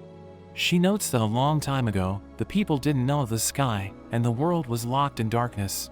The celestial host destroyed the world and took countless lives, but the founder of the tower, Sades, worked with the Magia to seal the sky, forcing the host to retreat. Iris knows that the barrier is only effective for a year, which is why the Magia summons a new one when everyone celebrates the new year. A member of the fire faction named Raj reports that there's nothing unusual on the ground, and his friend notes that there are no abnormalities in the air either, so Iris thinks they're ready for the ritual. The Magia appear before the crowd, and everyone raises their wands, as the Magia combine their powers to restore the barrier. Clary wishes everyone a happy new year, but countless gates suddenly appear, and there are monsters that descend from the sky. They start to go on a rampage, and as they set the city on fire, the mysterious duo thinks that the timing is perfect, since the Magia just used up all their magic to restore the barrier. Raj and his men help the civilians evacuate, and they combine their flames to attack a monster, while Clary summons her guardians to push the other monsters back. William's friends are amazed by their power, and they realize that high mages are on another level, but the monster survives Raj's attack. He continues to blast it with his fire, but it has no effect, and it cuts him in half. Clary realizes it nullified Raj's magic, and it rushes toward her, so she flies away, but she can't believe it's using a mage slayer. The mages in the academy start to panic, since they know the tower guards are struggling against the monsters, and Cauldron realizes that the mage slayer Finn brought her has been mass-produced. They tell her to send reinforcements to the city, but she orders them to defend the tower instead, since she knows that it's the enemy's real target. We see the Magia in the tower, where they discuss what to do next, and a man named Logwell suggests sending reinforcements to the city. But Masterius explains that the Magia must not leave the tower, since the Great Barrier will be destroyed if one of them falls. The mysterious duo realizes the Magia didn't take the bait, but they decide to just enjoy the carnage, and we see a girl trying to save her mother, but a monster suddenly approaches her. Iris attacks it with her light magic, but it gets nullified, and the monster prepares to kill the girl, but William suddenly cuts its arm off. He thinks about how cruel the world is, since everyone shunned him just because he can't use magic, but he still doesn't want it to be destroyed by monsters. He cuts down the monsters in his path, and Rusty tells him to focus on the ones with swords, since the mages can take down the others. William clashes with another monster and manages to overpower it, so Iris realizes they can defeat the mage slayers as long as he's around. Masterius tells her to call the dwarves to action, so she lifts the ban on combat by dwarves, and tells the mages to coordinate with them to save the city. Wertner runs to the dwarves, and begs them to join the fight, and they're determined to save William and the others. Edward tells his students to focus on the unarmed monsters, but they aren't sure if they can do anything, since even the high mages are struggling against them. Liana electrocutes the monsters around her, but realizes she can't defeat them in a single hit, and she jumps away when she sees a mage slayer. Wignall realizes that even his illusion magic is no match for the Mage Slayer, and Julius suggests retreating, but Xion notices that the monsters slow down after they dispel magic. They decide to spam their magic to pin them down, and Xion gives Colette the signal, so she uses her earth magic to lift a giant statue, which crushes the monsters as it falls. Wignall realizes the Mage Slayer couldn't nullify it since it didn't carry magic, and Liana tells the Earth Mages they can defeat the monsters, which gives them hope. Clary is impressed by their tactics, and the Fire faction holds the monsters back as the dwarves join the fight. The mysterious duo is impressed that their monsters are getting pushed back, and they discuss how their plan was ruined because one of their Mage Slayers were found. They had to jump on their plan without equipping it on all the monsters, since the mages had already seen their hand, but they're excited to see the special treat. William notices a gate, which brings forth a powerful monster, and it suddenly sends him flying. We see a man running for his life, but Finn takes him down and asks him about the Mage Slayer. The man tells him it's too late and notes that his mission was to lure him there, so Finn finishes him off. William gets back up, but the monster continues to attack him, and he realizes it's stronger than the Grand Duke. Clary recognizes it as a Devander, a notorious monster from the 40th floor, which has killed previous generations of Magia. The mysterious duo mentions how they sacrificed 50 of their men just to capture it, but they think it was worth it, since it will destroy the city for them. William blocks its attack, but realizes he doesn't stand a chance, since it's far stronger than he is. It pushes him back, and prepares to kill 2 other students, but he protects them and tells them to run. It kicks him away and smashes him to the ground, but Donan suddenly arrives with the dwarves, and tells him to lead it to them. Iris orders the mages to launch a combined attack after the dwarves destroy its Mage Slayer, but its core suddenly starts to absorb the energy of the defeated monsters, so the dwarves quickly charge at it. But the mysterious duo gets in the way, forcing them to watch as the Devander finishes absorbing the other monsters, and it takes on a new form. It shoots out spikes to take out the dwarves, and the duo thinks it's unstoppable, since both the mages and dwarves are no match for it. It takes out everything in its path, and William can't believe how powerful it is, thinking the only way to defeat it is to use the power that he used against the Duke. Rosti calls out to him and prepares to enchant his sword, but the Devander suddenly gets in the way and cuts off Rosti's arm. William goes berserk, and he attacks the Devander head-on, but it easily overpowers him. Rosti tells Kiki to go to Colette and promises to protect her master, so she quickly runs off, and he thinks he already knows what to do. As William continues to clash with the Devander, he realizes he can't defeat it no matter how hard he tries, and it sends him crashing against the wall. He thinks it's all over for him, and the Devander prepares to finish him off, but Rosti sacrifices himself to save William. He tells William he'll always be by his side, and disappears before his eyes, and William cries for him as he falls. Werkner catches him and flies away, but we see that William dropped his sword, and he can't believe Rosti is dead. The Magia watch the events unfold, and Zio decides to join the fight, since he wants to help the people in the city, but Carriot reminds him that the Great Barrier will disappear if one of them falls. He explains that if that happens, the celestial host will destroy the world, so they should wait for their magical energy to recover before they take any actions. Zio refuses to listen to him, so he threatens to stop Zio by force, and they prepare to fight, while Eleanor's assistant Lafia asks her what she wants to do. She notes that she'll remain a spectator, but her other assistant Philvis shows her that Wignall is in the city, so she tells Philvis to help him. Elfaria also wants to help William, so she tells Masterius to cancel his order, but he refuses to change his mind, so she unleashes her power and even threatens him if he tries to stop her. We return to Werkner, as he realizes that William is their only hope, since the Devander's arrival caused their front line to collapse, but he cries as he starts to question his abilities. He thinks he isn't strong enough to protect anyone since he can't use magic, and he screams as he recalls how he's suffered because of his lack of talent. He wonders why he's the only one who can't use magic, and Werkner tells him to pull himself together, but the mysterious assassin suddenly gets in their way. He senses that William is a threat, so he decides to take them out and launches his knives toward them. We cut to Wignall, as a monster prepares to attack him from behind, and Colette saves him, but they suddenly see an explosion in the distance.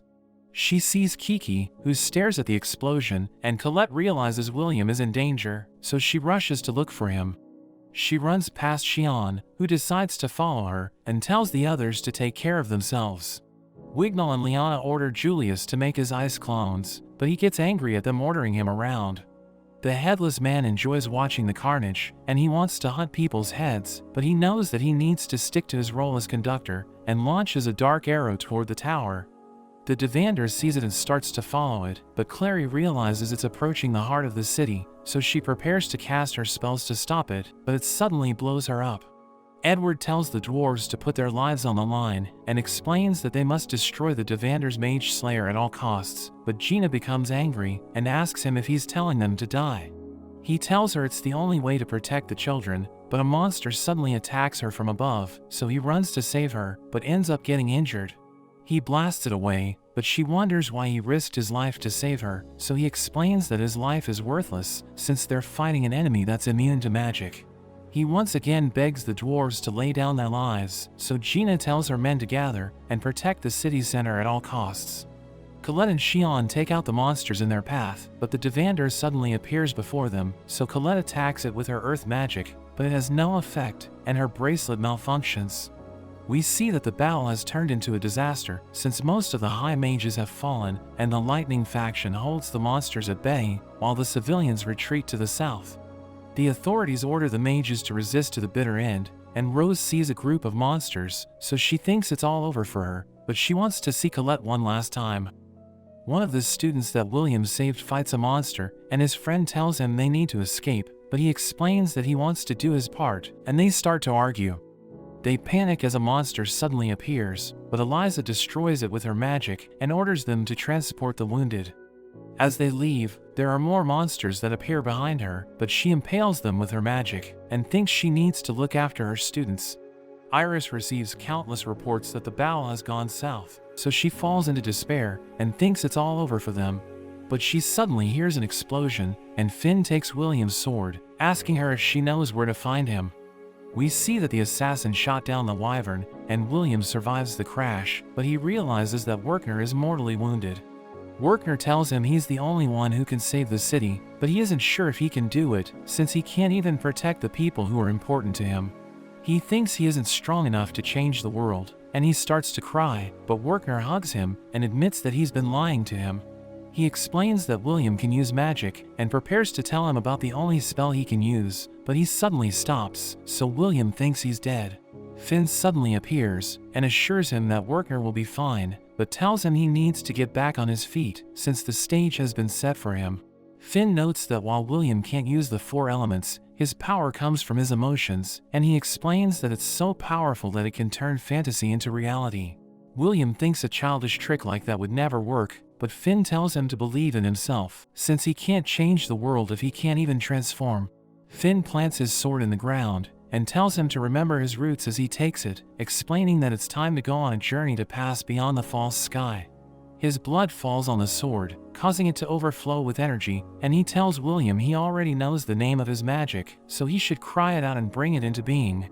He lifts his sword, and as he mentions the word courage, the energy flows into his body and removes his limiter. He starts running through the city, taking out the monsters in his path, and everyone can't believe what they're seeing, since he's clearing the city in a matter of seconds. Xian summons his phoenix, but the Devander instantly destroys it, so Colette tells him to run. He tells her that he'll never retreat, since he knows that William would do the same, and he refuses to lose to him. William suddenly arrives, and sees that the Devander is about to kill Xian, so he rushes to block the attack, causing a powerful shockwave as he pushes it back. In a flashback to the founder Sadie's, she mentions that the celestial stairway has been sealed, but it will only buy them time before the celestial host destroys the world. She tells Finn to take care of her baby, who will serve as their lone sword, and she forms a pact with him, telling him to produce someone who can use the 5th element.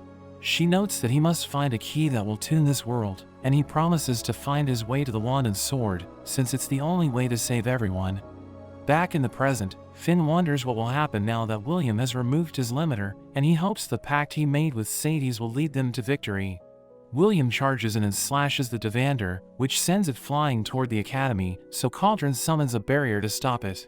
She wonders what's going on, and sees William approaching, so she realizes he blew it away. The area explodes as he clashes with the Devander, and William's friends know he's fighting to protect everyone, so they rush to his side. Julius doesn't want to go with them, but he doesn't want to be left alone, so he goes after them. Edward and the students know William caused the explosion, and they can't believe he can keep up with such an overpowered beast, while the Magia are amazed by his bravery. Clary wakes up, and she's surprised that William can fight on even footing against the Devander, since it easily wiped her out. Edward is glad she's still alive, and she asks him about William, but he still can't acknowledge his strength. As the other students arrive, one of them named Emma wants to help out, but her friends tell her she would only get in William's way, and they think they have no right to stand by his side, since they bullied him for having no talent. Shion starts to cheer for him, and as his friends follow suit, their classmates realize William is their only hope, so they start to root for him as well.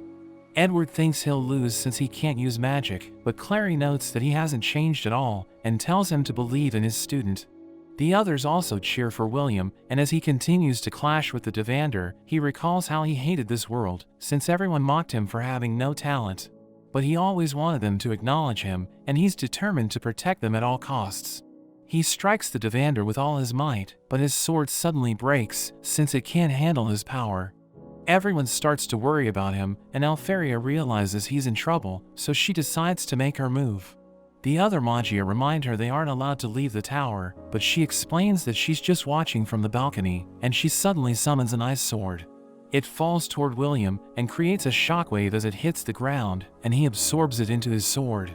His friends are worried that it won't work, since the Devander is immune to magic, and as it rushes at him, William slashes it with his sword.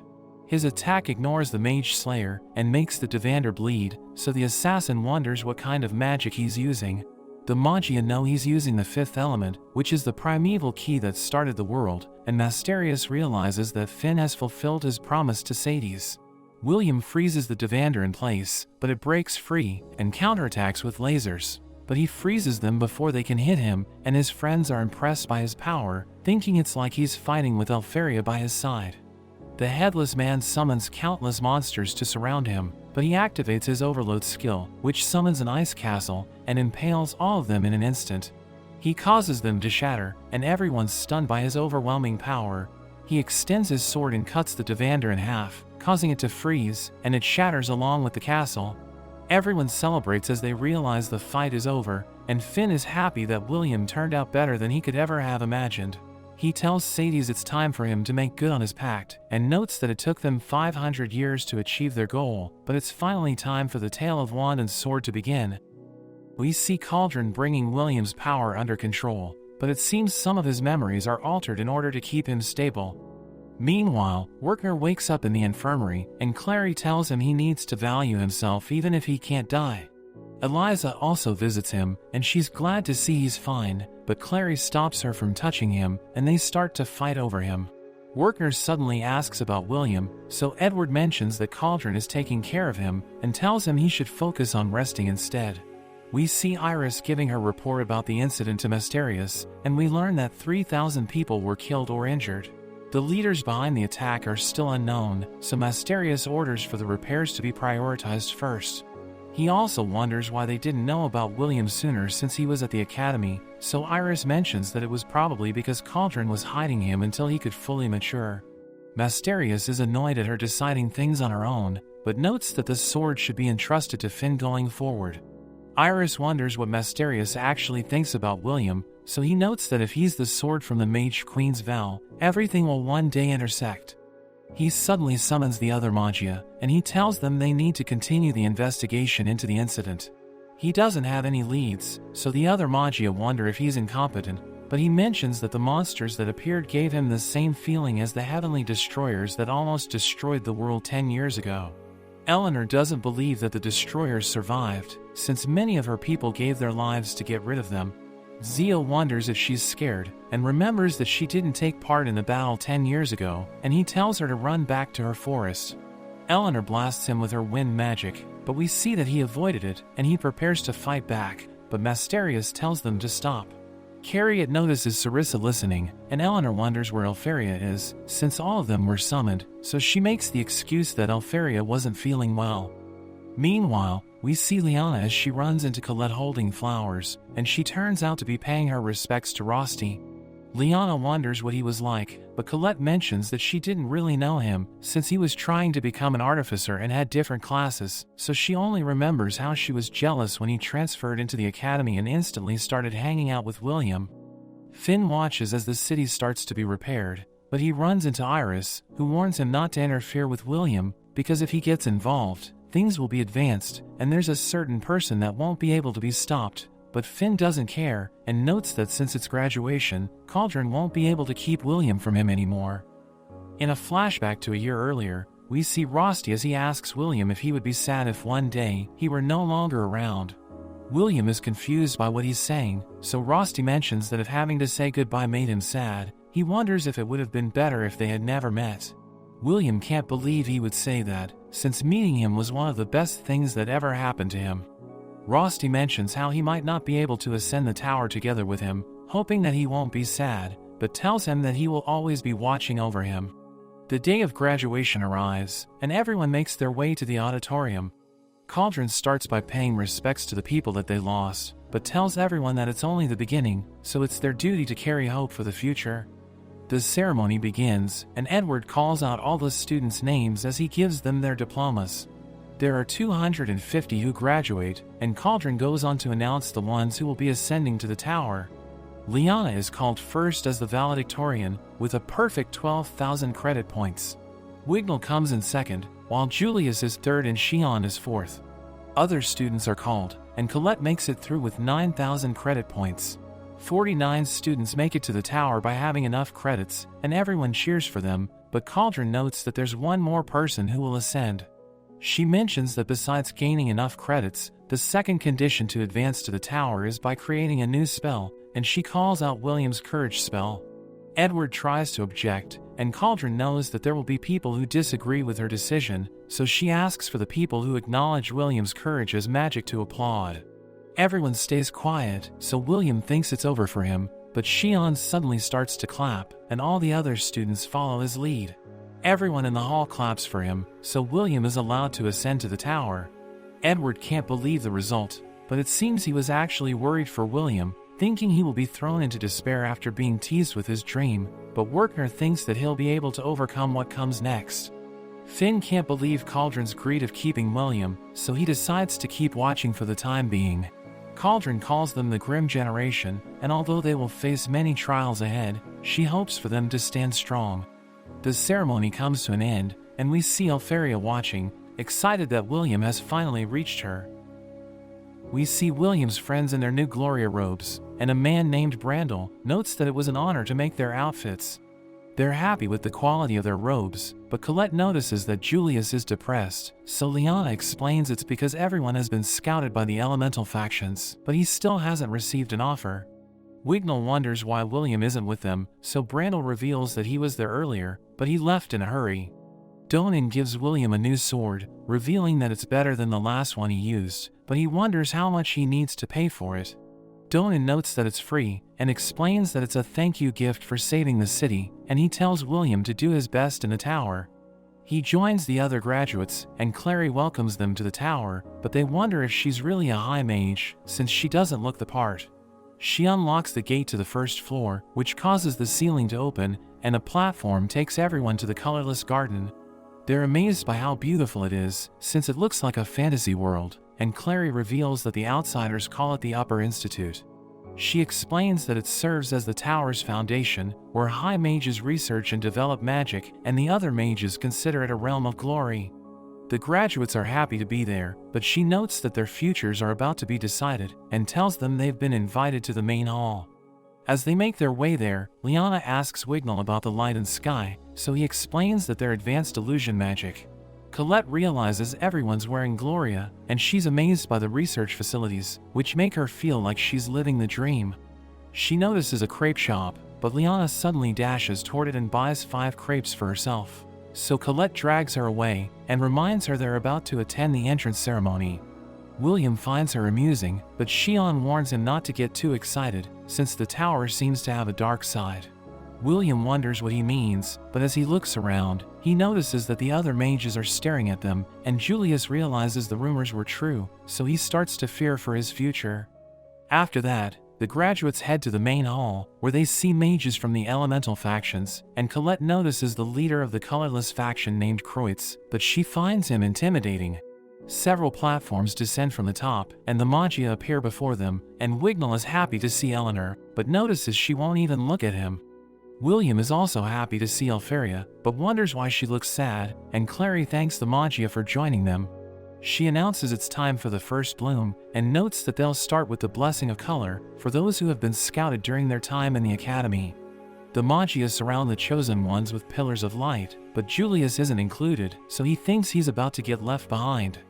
The glory of the chosen ones transform as they join their factions, but William wonders what will happen to him, since his robe is still white. In a flashback to the previous day, we see Alferia angry since she wasn't allowed to scout William, so Sarissa tells her to calm down. She mentions that Sarissa told her she could scout him after he graduated, and wonders why the letters she gave her never reached him. So Sarissa explains that it's because of Kreutz, who doesn't want William to join a faction since he can't use magic. She notes that he still has a chance, since he can prove himself to everyone at the first bloom, and Alferia knows he can do it, so she agrees to watch how things play out. Back in the present, Clary tells the chosen ones to go to their factions, and hopes they do well in the future. But she explains that the colorless ones are considered worthless, and they can't reach the top of the tower since they don't have a faction. William's friends realize the rumors are true, because those who can't join a faction are stuck on the first floor, where they will work to support those above them. But Clary tells them they still have a chance, since they can still get recruited if they prove their abilities.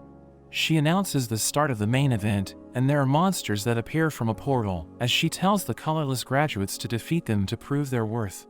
They panic as the monsters attack them, and two of them combine their spells to burn a monster, but it has no effect, so they wonder if it's immune to magic.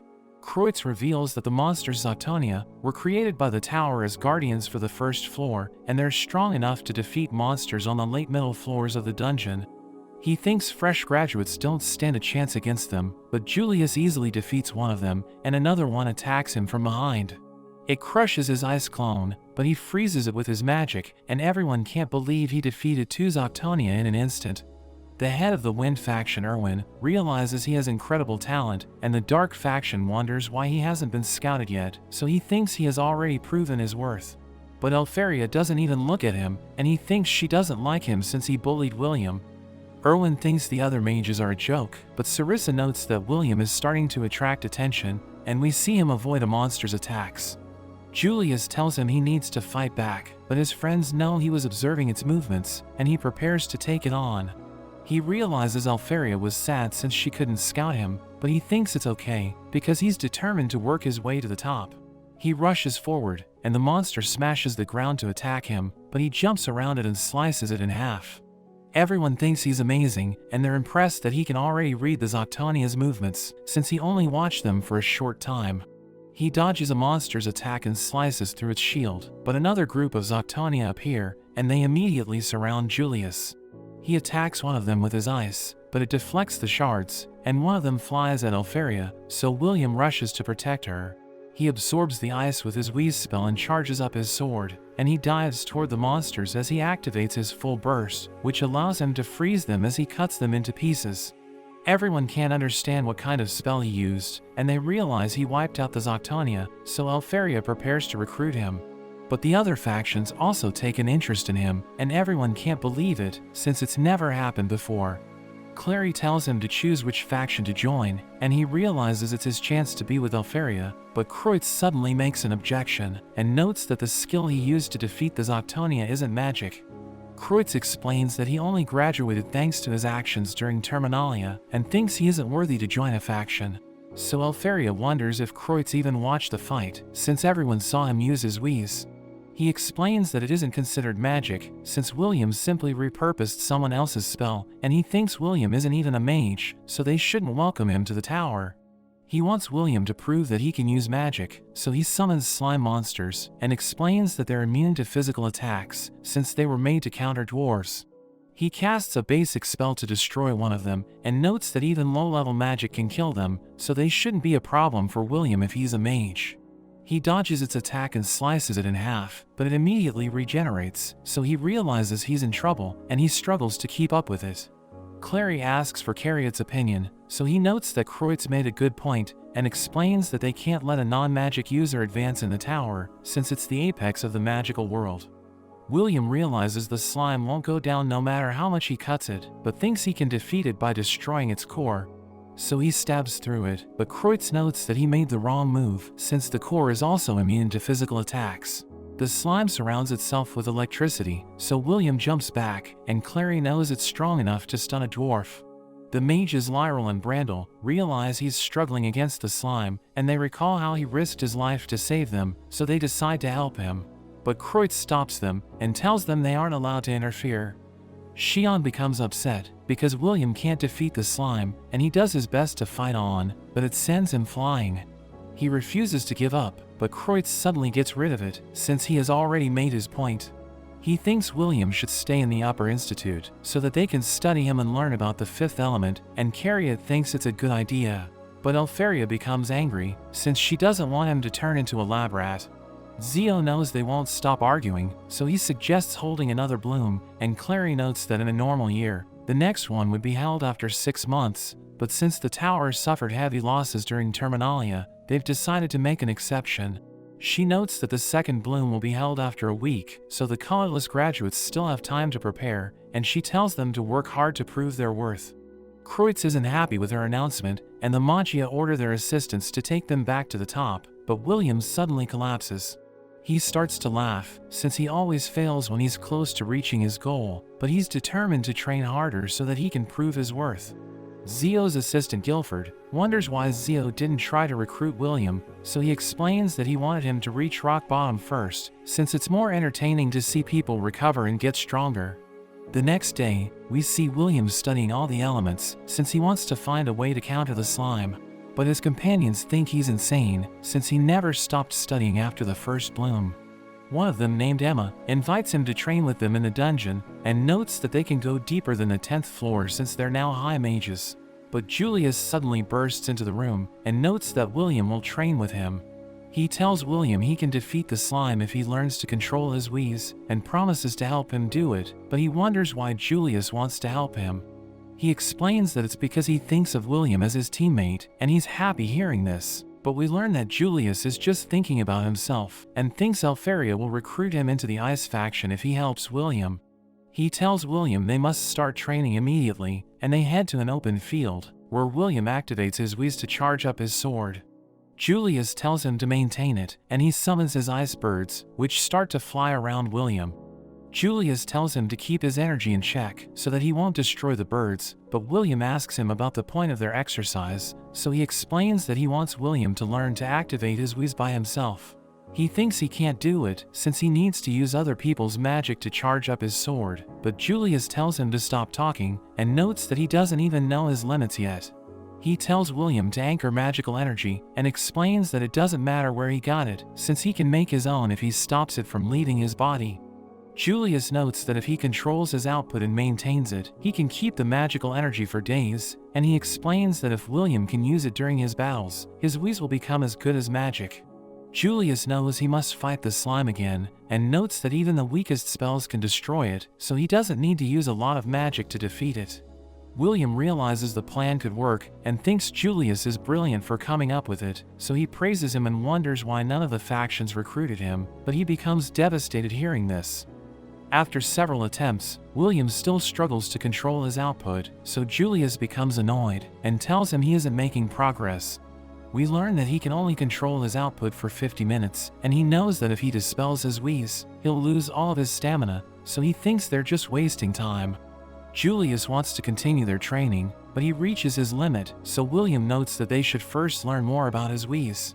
But Julius reveals that his clones are already gathering information as they speak, and William can't believe he can control his clones while they're training. He explains that he had to do it since they're short on time, but he gets a headache, and notes that his head is a mess because of the multitasking. William wonders why he's going to such lengths just to help him, so he admits that he's doing it for self-interest, but William recalls how he kept his promises and thinks he's actually a kind person. He notes that kindness can take different forms, but Julius suddenly remembers someone and tells William he needs to take a break.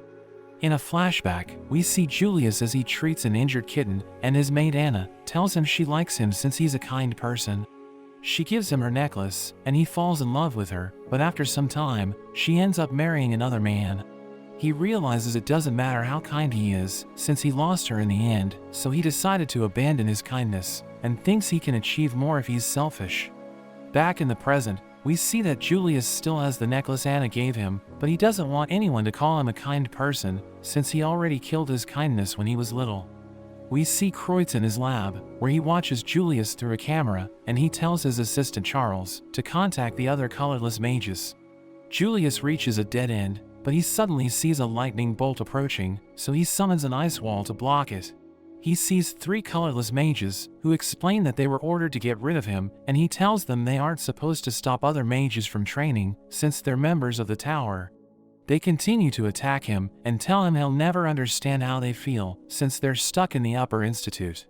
They reveal that Kreutz promised to write a letter of recommendation for them, so that they can join a faction, so Julius realizes they're desperate to advance in the tower.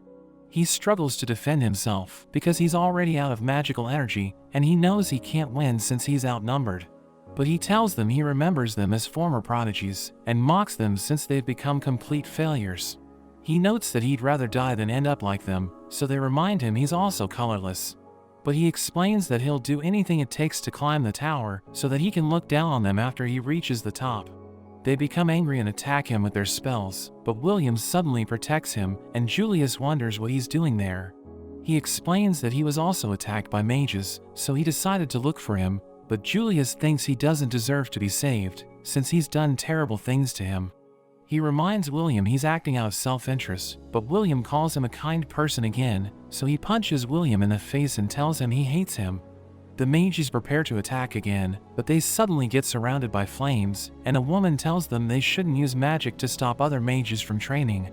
She introduces herself as Ceridwen, and tells William and Julius she wants to become their teacher, but Julius knows she has a bad reputation, and notes that she kidnaps students to experiment on them. She explains that it isn't true, and notes that she trains students who interest her, revealing that she's been watching William and Julius for a long time. Julius doesn't trust her, but she captures them with her water magic, and notes that they'll discuss everything after they find a safe spot. We cut to Iris, who asks Alferia why she didn't recruit Julius, so she explains that it's because he bullied William. She wonders what Mysterious thinks of him, so Iris notes that he's just letting things play out, and reveals that he isn't interested in William, but he'll let him join a faction if he proves his worth. Iris notes that she'll serve as his guardian since she's a watcher, but Alferia tells her to stop dreaming, and Sarissa realizes they're fighting over him. Ceridwen takes William and Julius to her secret base, where she gives them food, but Julius doesn't want to eat it since it might be poisoned. But William digs in, and notes that the food is fine, because Kiki is already eating it. Ceridwen reveals that Clary built the hideout, and notes that she's her apprentice. But Julius asks Ceridwen what she wants from them, and explains that he doesn't trust her, because he thinks she's up to something. She understands why he's cautious, but she surrounds them with her magic circles, and they can't believe she can cast so many spells without an incantation. She explains that she could destroy them if she wanted to, but she doesn't have bad intentions, so she won't do anything to harm them. She tells them she can help them, because she knows about Whis, and she notes that she doesn't agree with the Upper Institute's methods, since they're using dirty tactics to keep William there. We return to Kreutz, who realizes William and Julius have disappeared, so he orders Charles to look for them. But Charles wonders why he wants to trap William, so he explains that he wants to experiment on him. He takes out a monster's corpse, and explains that he finds it interesting, since it was able to wield the Mage Slayer despite its low intelligence. He notes that wielding a powerful weapon makes a huge difference, and he thinks they should mass-produce William's power so that the mages will be unstoppable. But he cuts the monster's corpse, and explains that they must dissect William to learn his secret. Charles realizes he's insane, and thinks the Upper Institute is doomed if Alferia learns about his dark side, but he crushes the monster's heart, and notes that he now understands the principles behind the Mage Slayers. Ceridwen tells William she doesn't want him to become Kreuz's test subject, so she decided to help him, and she adds that Alferia begged her to do it. He tells Julius he trusts her, since he thinks she isn't lying, and he feels like he's known her for a long time. She realizes they've reached an agreement, so she tells William and Julius she'll help them get stronger, but she suddenly tells them to take off their clothes. William removes his shirt, but he becomes nervous since he doesn't know what she'll do to him, and Julius thinks she's a pervert.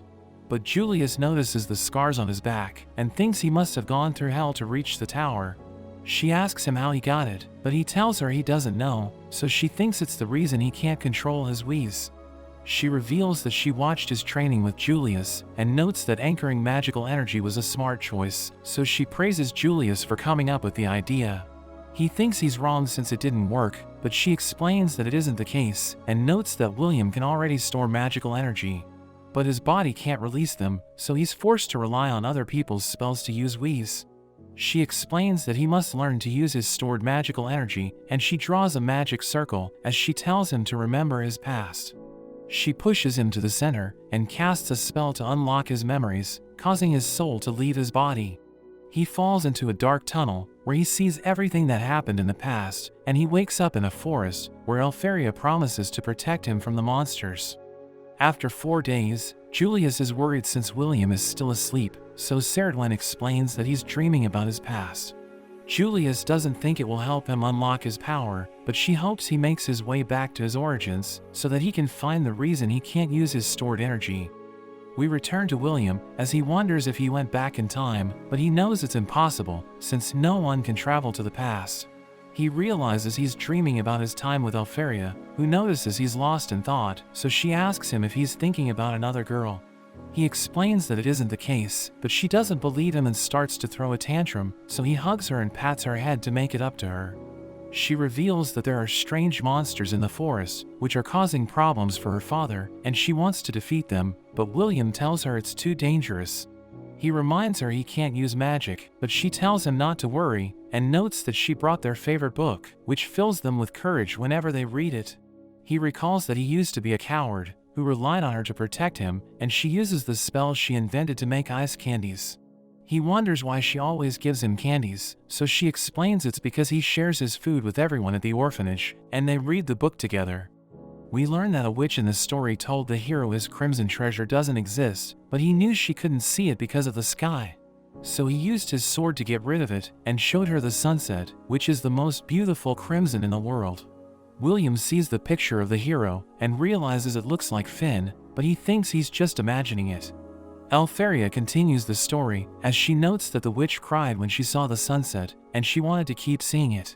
But Alferia stops as she realizes William is sleepy, so she tells him to sleep on her lap. She realizes nobody's watching them, so she thinks about kissing him, but he suddenly wakes up, so she explains that she just removed something from his face. They head deeper into the forest, but they reach a dark area, where evil mages and monsters are said to linger. William recalls that they went there, even though his father warned him it was dangerous, but he doesn't remember what happened next. They run through the woods, but a monster suddenly attacks them, and they realize there's a crystal stuck in its chest. William knows it's a mage-created creature, but he realizes it's injured, and thinks it's because it fled from a war. Alferia summons her clones, and creates ice shards to attack the monster, but it reflects her magic, and instantly destroys all of them. An ice shard hits William, who realizes Alferia is no match for the monster, so he tells her to run for her life, but she doesn't want to leave him behind. He realizes she's putting her life on the line to protect him, and thinks he's pathetic, since he can't do anything to help her. He begs his younger self to move, and he runs to save her, as she summons her ice shards again. The monster reflects them, but before they hit her, William sacrifices himself to protect her. She cries as she realizes he's injured, and he passes out, but he wonders what happened next, since he doesn't remember. He thinks someone must have saved them, but his body suddenly overflows with energy as he awakens his power. He creates a sword with his power, which freezes the monster's arm as he cuts it, and he attacks it again, but it catches his sword and pushes him back. Alferia rushes to his side, and strengthens his sword with her magic, which completely freezes the monster, and they're able to defeat it. As they both fall to the ground, Elpharia tells William he can finally use magic and thanks him for saving her life. William wakes up in the present, but Julius tells him they need to hurry since the second bloom is about to start. Ceridwen asks him if he now understands the nature of his stored energy, so he tells her he now remembers everything and he's confident he'll do well in the second bloom. Elpharia recalls how Colette mentioned she feels sorry for William since he's going through hell just to be with Elpharia again, and she doesn't even do anything to help him.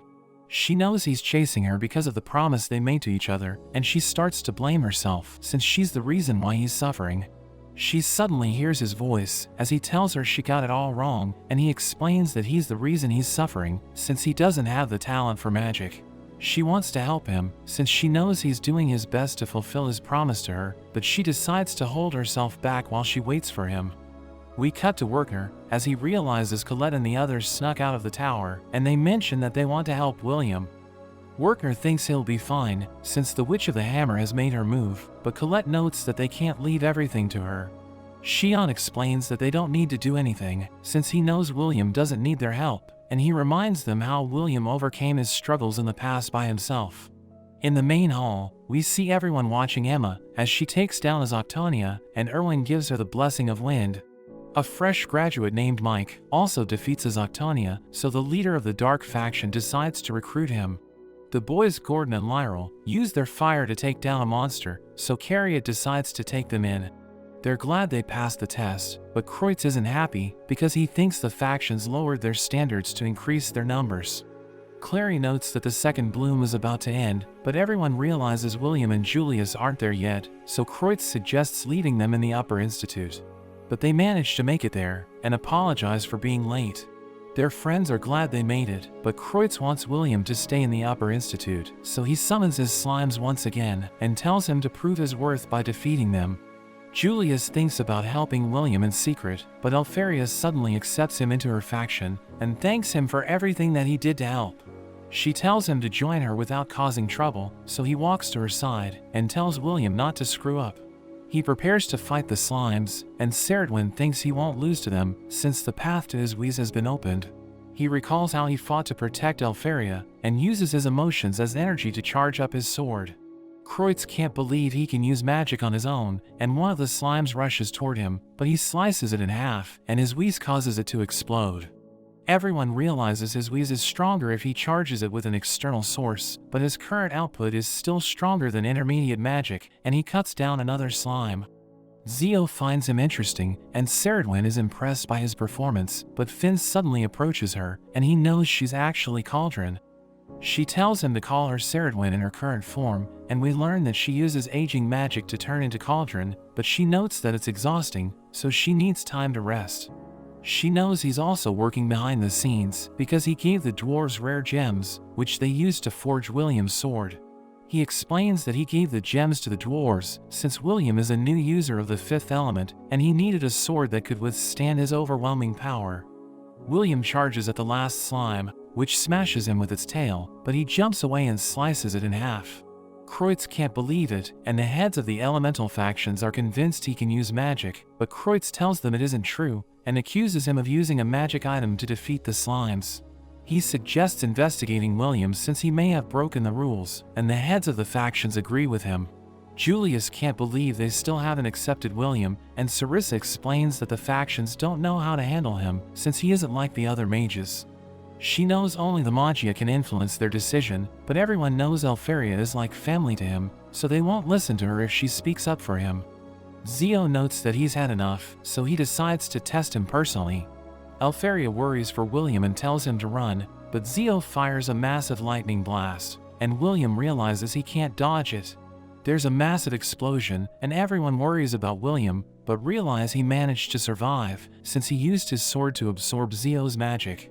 But Finn knows he couldn't absorb all of it, which is why he still took damage. Zio is impressed that he's still standing, and notes that he has proven himself to everyone, since he survived a direct hit from a Magia. Kreutz tells him not to break the rules of the bloom, but Zio asks him if he's also willing to take an attack from him, and he knows he wouldn't survive, so he has no choice but to accept William's result. Clary announces that he can now be recruited into a faction, so Elpharia rushes to his side and hugs him, and she's glad they can finally be together again. She apologizes since she couldn't do anything to help him, but he tells her it's okay, because he has finally fulfilled his promise to her. Clary asks him which faction he wants to join, and he decides to join Alferia, but Zio suddenly grabs onto him and notes that he'll take him by force. Alferia becomes furious, and William tries to calm her down, but Zio shocks him until he passes out. She wonders what Zio is up to, since she knows he wasn't interested in William, but he explains that he now wants him in his faction. He explains that he just takes whatever he wants, so everyone thinks he's a barbarian. Alferia realizes she'll need to fight for William, and she creates an ice clone to take him, as she notes that she won't let anyone have him. In a flashback from 2 years ago, we see Zio as he threatens Mysterious because he wanted him to accept the dwarves into the tower.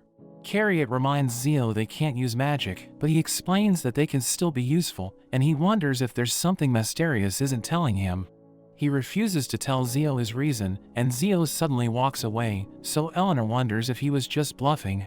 He thinks Mysterious is waiting for the right time to tell everyone his reason, and notes that it's okay with him as long as it will help them defeat the celestial host. After that, Carriot wonders if Zio has gone mad, since he threatened Mysterious in front of everyone. But he explains that they need to change their ways, because they will lose if they stick to their current system. Carriot tells him he needs to have self-awareness as a Magia, but he explains that he doesn't care, and notes that he just does whatever he wants.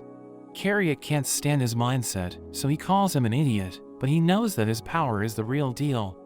We return to the present, as Zio tells Alferia the winner will take William, and Clary begs the other Magia to stop them.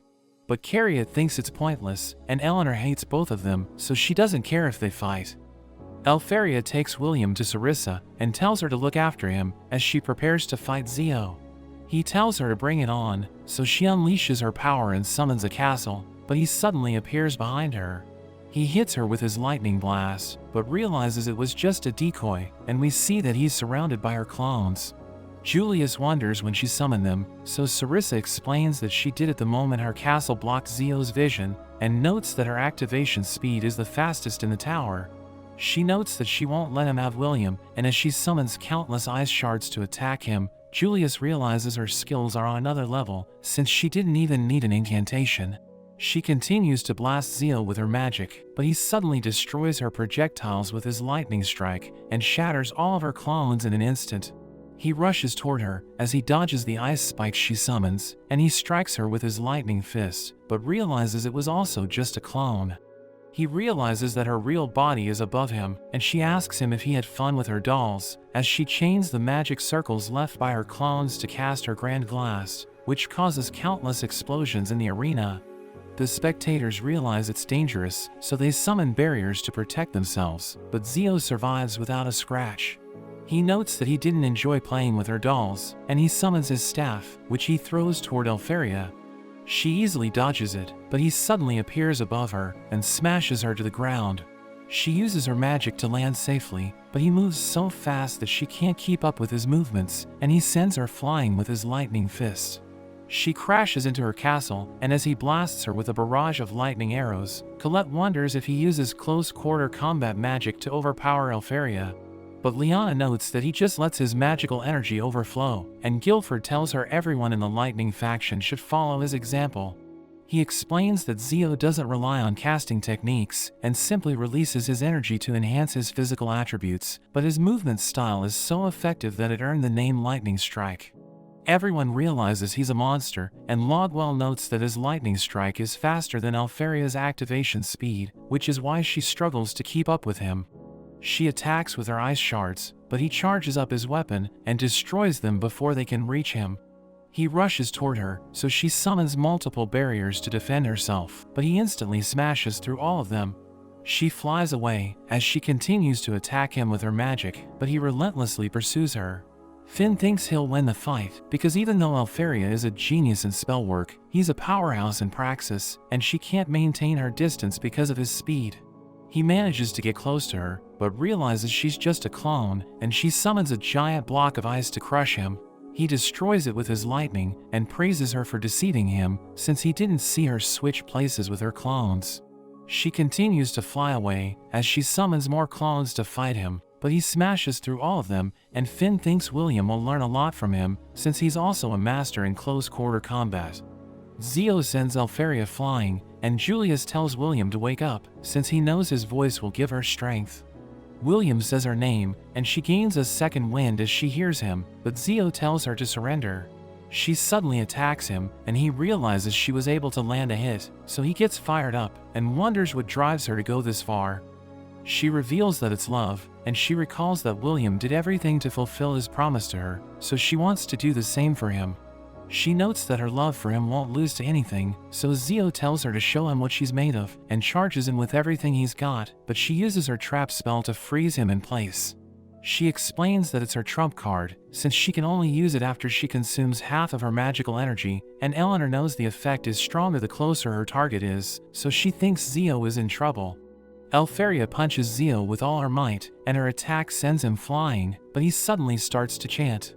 Everyone realizes he's preparing to use prime magic, which is the pinnacle of all spells, and Elfaria also starts to chant, as she prepares to unleash her ultimate move. They continue to clash as they recite their incantations, and we see Lafia and Phildus watching them, as they realize Zio is using concurrent incantation, which is a secret art of the elves.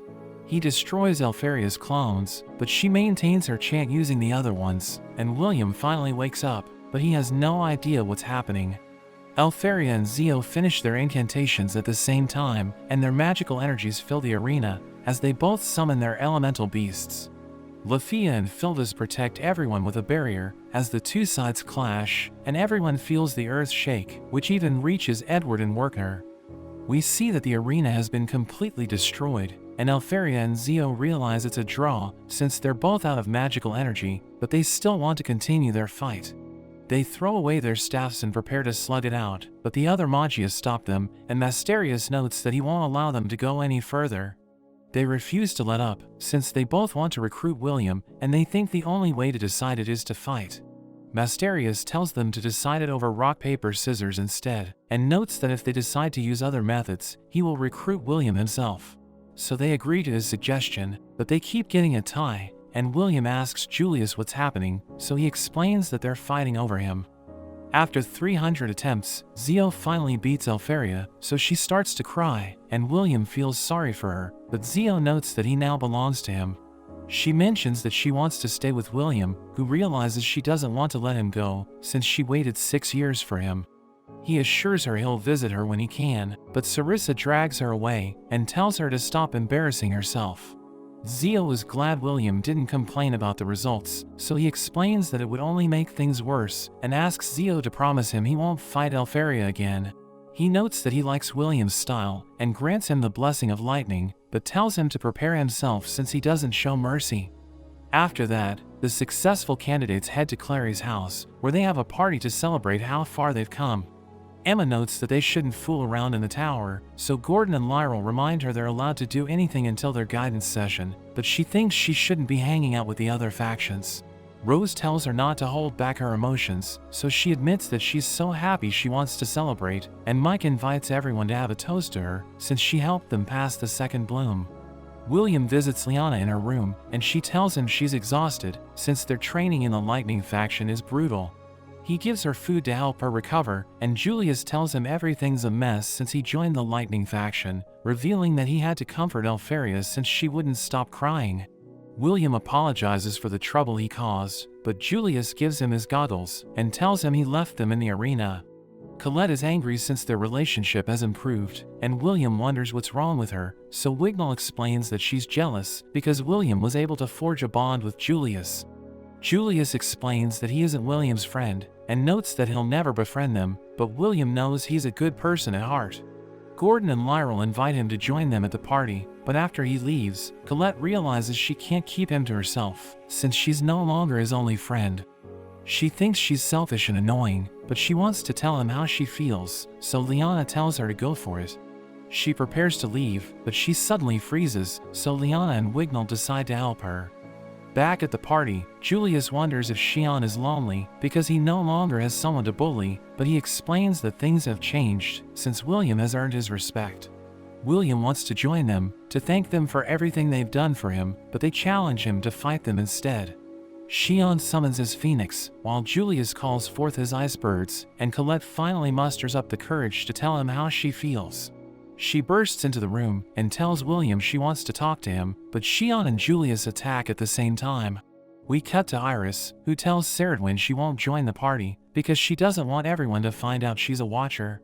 She tells Finn not to take William away, since he has just become a member of the tower, so Finn explains that he'll continue to watch him, but notes that he'll take him if he doesn't progress. Werther appears at the party and tells everyone to stop fighting, but notes that he won't scold them since they're no longer his students. He tells William he wants to talk to him, so they head outside, and he congratulates him on passing the second bloom. William asks Werther how he can see Elfaria, since she's the head of a different faction, so Werther explains that it's usually impossible, but he decides to help him sneak out of the tower, and they get out using his wyvern. Edward sees them and thinks Werther has taken his favoritism too far, but Eliza thinks William deserves the special treatment since Edward made him suffer in the academy. Werther takes William to Elfaria and leaves to give them a moment alone, and Elfaria is overjoyed to see him. But she suddenly throws a tantrum and asks him why he joined Zio, so he reminds her it was because she lost. He notes that he can't stand at her side yet, and explains that he needs to get stronger, since they promised to become Magia and watch the sunset together. She tells him she wants to be with him again, but as she lies on his lap, he recalls that she tried to kiss him while he was sleeping. She becomes embarrassed, and explains that she would never do that, since she's nothing like Colette, but he wonders why she brought her up. She can't believe he still remembers it, but he notes that he still can't recall everything about his past. He explains that Ceridwen told him he can move forward by recalling the path he walked, so he wants to remember every moment that they spent together, since he thinks it will help him get stronger. She summons a staircase and invites him to watch the sky with her, so he carries her to the top. They admire the beauty of the sky, but they know it's fake, and that the celestial host lies beyond it. Elfaria notes that they must defeat it to watch the sunset, so it will be hard to keep their promise, but they're still determined to make their dream come true. But that's where this video ends. Remember to like and subscribe to the channel. Thanks for watching, and I'll see you next time.